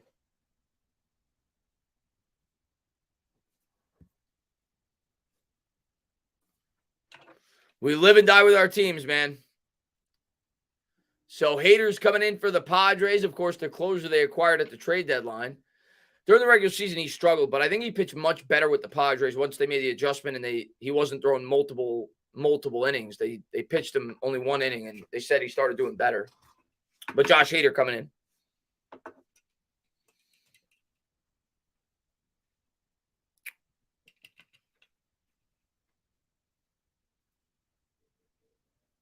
You might be right, Adam. Gettleman might have still been. Listen, if Dable was the head coach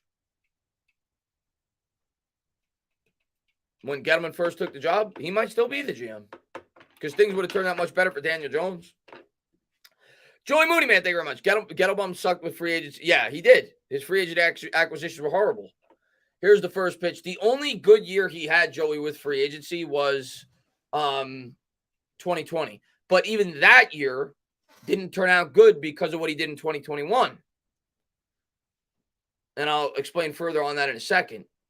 It'll be an 0-1 here to Nito from Hader.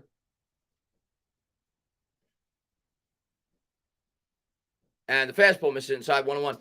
2020 looked good because Bradbury was only a 3-year deal with almost no dead cap after 2 years. And the same with Martinez. And both of them had really good first years. Logan Ryan was a good signing when it was only a 1-year deal. But then in 2021, because he got as aggressive as he did with the Logan Ryan signing on the 3-year extension, here's the 1-1. Swung on a miss by Nito, 1-2, with the Leonard Williams 3-year extension, which I don't disagree with. I think Leonard Williams is a really good football player. I'm glad he's a Giant. The Adoree Jackson signing, the Kenny Golladay signing. By doing that, they had to backload the Bradbury contract. They had to backload the Martinez contract, and those contracts suddenly became very bad. So even the year where he had a good free agency, he ruined it in 2021. Here's the 1-2. Good cut there by Nito. That's fouled off. 2019, he didn't really spend because he had no money. So that was kind of a wash in terms of free agency. 2018 was a disaster in free agency. So 2018 was a disaster. 2019 was just whatever. I mean, he had a couple of decent value signings like Marcus Golden, but it was like a whatever. 2020 was good, but then 2020 got ruined because of 2021. So overall, his free agency was horrible. Kenny Golladay, Nate Solder. That's all you need to say. Here's the 1-2 to Nito. Fastball swung and I missed. That's 1 down here in the bottom of the 9th.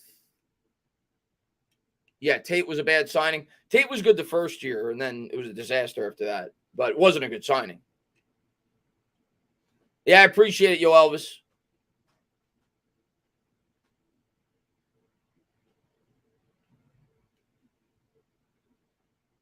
Yeah, Kareem Martin was really bad. His worst 2 years of free agency were his first and last.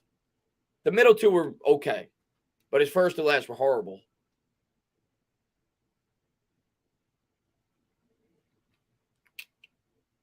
Here's the first pitch to Nimmo, and a fastball in there for a strike.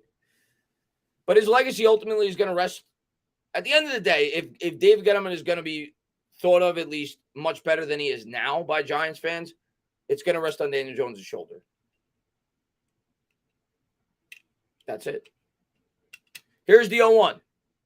And a fastball swung on and fouled off. 0-2.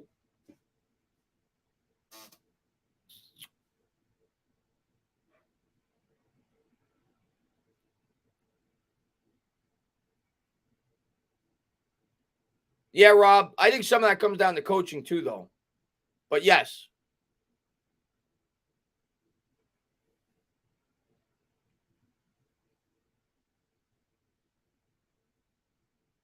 Here's the 0-2. Fastball misses outside. 1-2. Tano, what's an absolute must for the Mets this offseason? Oh, man.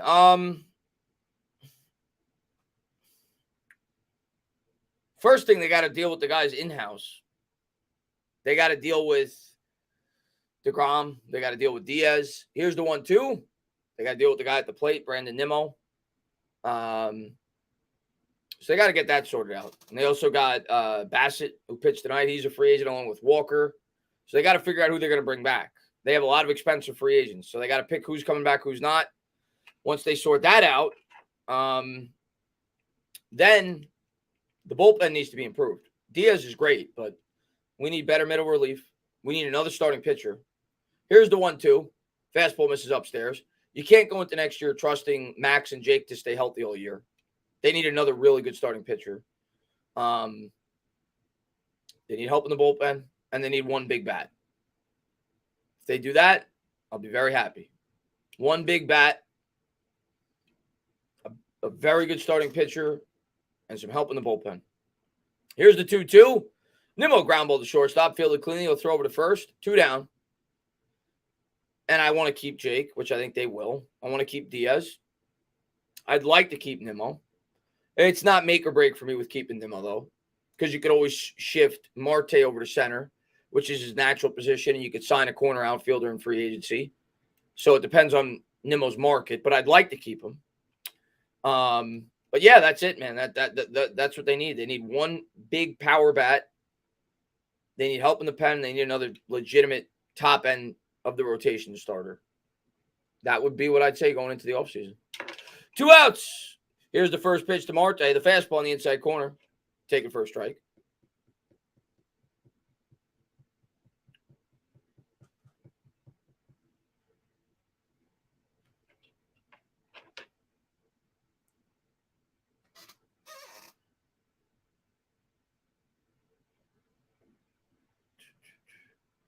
Here's the 0-1, and that's fouled off by Marte, 0-2.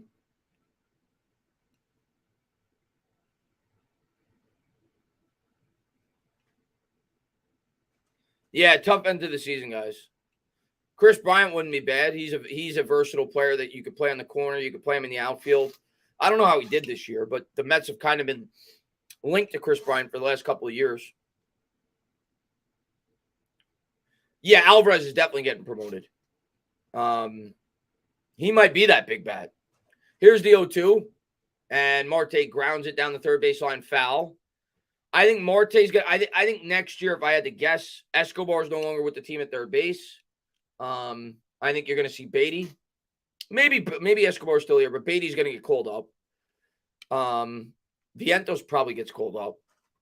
Alvarez gets called up. So Alvarez might be that big bat. Who knows? We'll see what the Mets' game plan is in the offseason, but I would think at least Beatty and Alvarez are probably here at the beginning of the season. Yeah, so they're going to try to mix with both the farm system and free agency.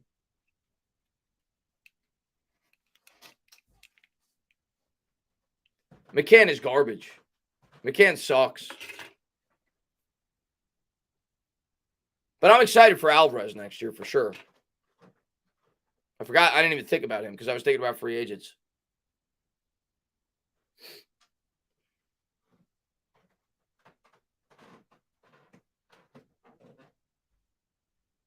And the 0-2 to Marte. And a fastball swung and fouled off. That's off the catcher.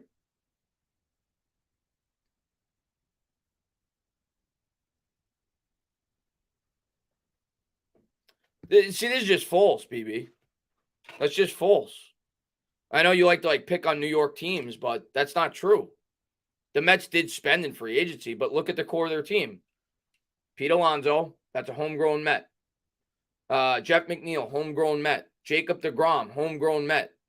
Brandon Nimmo, homegrown Met.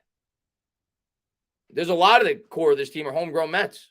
The Mets have a ton of homegrown players on this team. Yeah, they spent. They brought in some veterans. They brought in Marte. They brought in Scherzer.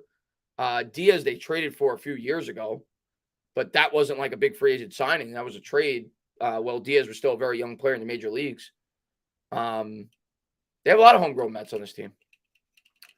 Here's the pitch to Marte. And the fastball misses upstairs. Their two best hitters are homegrown. The best pitchers are homegrown.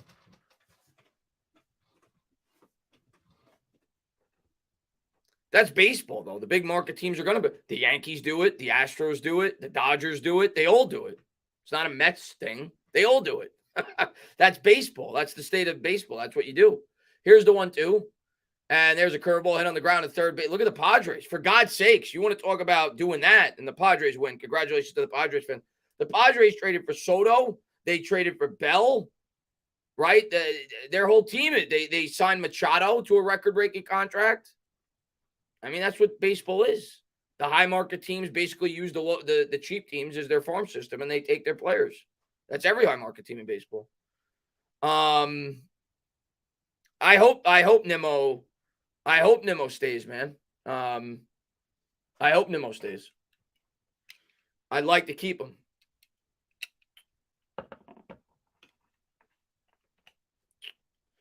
Am I pissed? I'm not really pissed. I'm not happy, but to be honest with you, going into the playoffs, once we didn't win the division, I knew we were in trouble. After game one, which I did not stream, I was pissed when Scherzer went out there and laid an egg. And at that point, I was just like, I just hope we get an opportunity for game three. DeGrom did his job. He got us to game three. And this game wasn't really an opportunity for me to get pissed. It was just we just got killed the entire game. We never really had a chance. It was just a laugher after the third inning or whatever, once the Padres started putting up runs. And after about the fifth inning, I knew the game was over. We couldn't hit against Musgrove. So lineup came up short. Steve's got to go into the offseason realizing that the Mets need to make a lot of moves and improve this baseball team. Because you can't depend on Scherzer and DeGrom next year. DeGrom still has not pitched a full season coming back from the injury. You don't know if he's going to be himself or if he could hold up over a full 162-game season. And Scherzer, same thing, right? He's old now, right? So they got to keep those guys, I think, and they got to hope that they can, but they need to improve this rotation. They need to get another really good arm, and they need to bolster up the bullpen and call up some of these youngsters, the Alvarezes and the Beatties, and hope that they improve as well. So we'll see how the Mets do next year. I'm really excited about the offseason. I do think we'll be aggressive. I do think we'll look to continue to improve this team. But yeah, we came up short, and it is what it is. Yeah, it's unfortunate. Not fair for my A's. Yeah, it's just the state of baseball. I mean, I feel for you as an A's fan, Jerry, but that's baseball. The Mets were a team like that forever. Once Wilpon, well, he was our owner. After the Madoff thing, we were a small market team in a big market city. And as a fan of the Mets, I had to sit back and watch the Yankees do what the Mets are starting to do now for the last year under Cohen, my entire life. So, no, I don't feel bad at all that the Mets are now spending money and trying to improve the product and have a competitive baseball team. That's what big market teams do.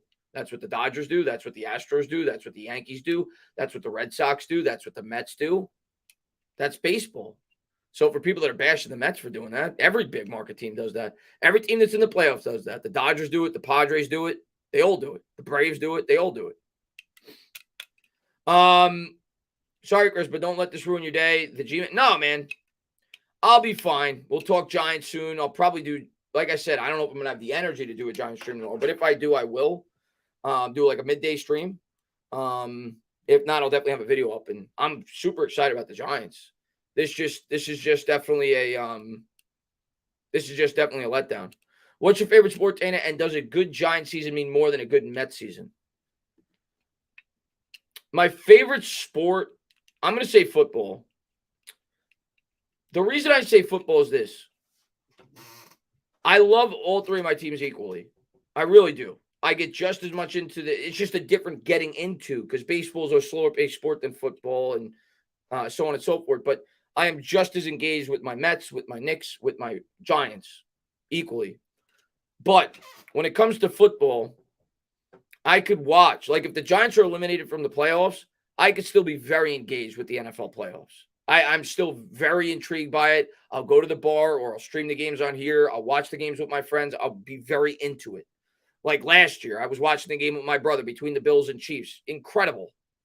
With baseball, once the Mets are out, I don't care. I'm not watching another inning in the playoffs. Same thing with basketball. I used to be different with basketball when I was younger, but once the Knicks aren't in it, I don't really care. So that's why I say football, because football, I could watch any two teams and enjoy the game, watch the game. So that's the difference for me. So that's why I say football. But when it comes to my individual teams, it's about the same. It's about even for me. As far as what's your favorite team? And does a good Giants season mean more to a good? They're the same. What I'll say is I would rather see a Mets championship because I've seen two Giants championships. That's not to say I wouldn't be crying and going crazy if the Giants won a championship, but seeing the Knicks or Mets win would mean more to me because I haven't seen them win. But a good Giants season would be, it would be just as equal to a good Mets season. Will the Mets be the 2021 Knicks? No, I don't think they will, Sam. You mean fall apart next year? No, I don't think they will. I don't think this was a fluke because next year we're going to spend even more. So no, and they have a lot of good young talent that's coming up. I do not think that. No, I think the Mets will be back in the playoffs next year. I don't know if they'll win the division because the Braves are really good. But yeah, the Mets will be in the playoffs next year. I mean, who knows? You can't predict injuries and everything like that. But there's a lot of young talent on this team still, right? With the core of their offense, there's still a lot of talent there. They're going to need to have pieces, and I think they will. So no, I don't think they'll fall apart like the Knicks did. The Knicks, I felt like overachieved in 2021 or 2020. The Mets, I don't feel that way. Maybe slightly with their record, but I thought they were a playoff team going into the year. I thought they were a top 5-6 team in baseball going into the year. And they finished with what, like the third or fourth best record. With the Knicks, I didn't think they were a playoff team, and they got the 4th seed in the East. So I felt like they overachieved. And in baseball, there's no salary cap. I think the Mets will remain competitive. I'm not really worried about that. I think they're going to remain competitive. Which sport do you prefer to see in person? Yeah, so I said football is my favorite sport. In person, it's not. Here's what I'll say. In person, this might sound crazy because I don't even like the sport. I do like the sport, but it's not on the same level as the other three. Hockey to me might be the best live sport. And I've been, I usually go to like 2 hockey games a year. Hockey is fantastic live.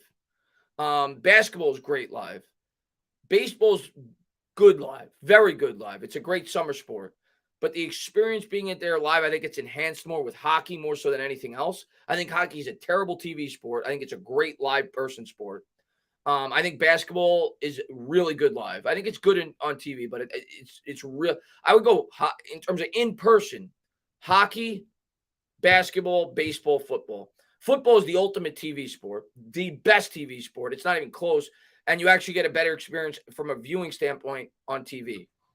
You just do.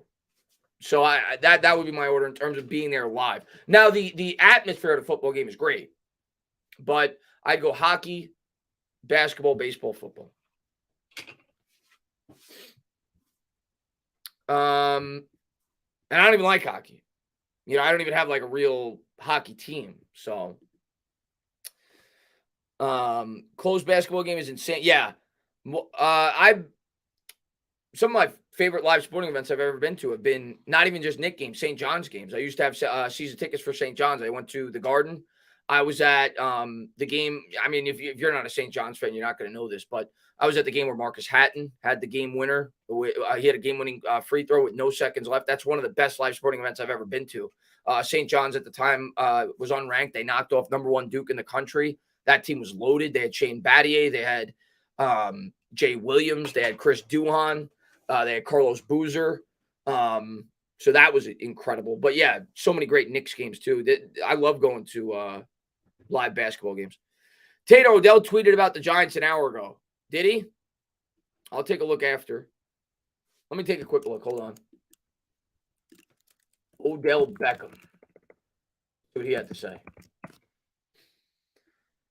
I don't know if he tweeted on his own or if he commented. I don't think he tweeted on his own, at least from what I've seen. I'm guessing he commented because on his page, I don't see much. October 8th. Well, no, October 8th was yesterday, but that wasn't a few hours ago. I mean, we got one hit all night, so it was bad tonight, man. It's in his replies. I don't even know how to get to that. What do I go to mentions? Oh, tweets and replies. Let's see. 1 hour ago. OBJ, it's time to come home. And he said, tell him, hit my agent. I see the boys shining. I absolutely love to see it.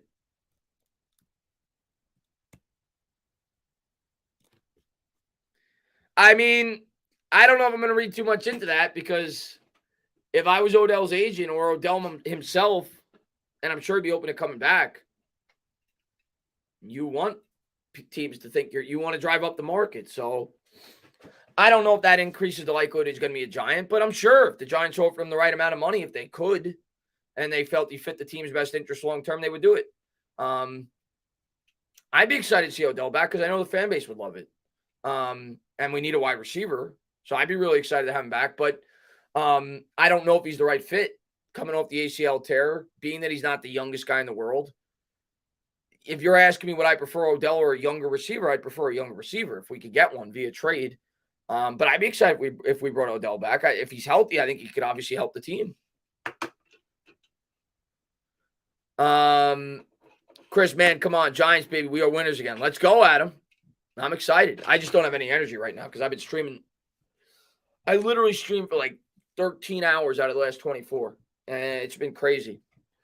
I think Dable is the right coach for Odell. I think Odell could be good here. I just worry about the injury and the age and everything else. I'd rather a younger guy like a DK Metcalf or someone like that if you could get him. Obviously, the price would be high.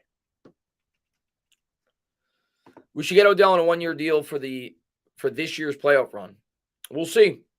What do you think Odell is worth salary cap-wise? Not a lot because he's coming up an ACL tear. I don't know what his market would be, but not a lot. I think Odell basically, if he signs a deal in November, it's basically an audition to get a bigger contract next year when he's a free agent. And I think Odell's agent needs to tell him, listen, you need to go to the spot that's going to give you the best opportunity to shine. And I don't know if the Giants will be that spot. Maybe it will be because he'd be probably the number one target. So I don't know. It might be the Packers, right? That could make a lot of sense. You saw their receivers today. They don't have any great receivers. Aaron Rodgers being the quarterback. So that would be what I'd be telling him if I was his agent. I'd be like, listen, you're not going to get a lot of money coming off an ACL tear. Go to a spot that could enhance your value as much as possible. And then next year you become a free agent and you sign a 2 or 3 year deal. That would be my advice to him. But I'll welcome him with open arms. We need all the help we could get. But guys, I am going to go to sleep. I'm exhausted. I appreciate all you guys. Super happy about the Giants. Super upset about the Mets. But we'll live to fight another day. Mets will be back. Just not going to happen this year. Have to wait another year. But it'll happen eventually. We'll win a championship eventually. Guys, have a good night.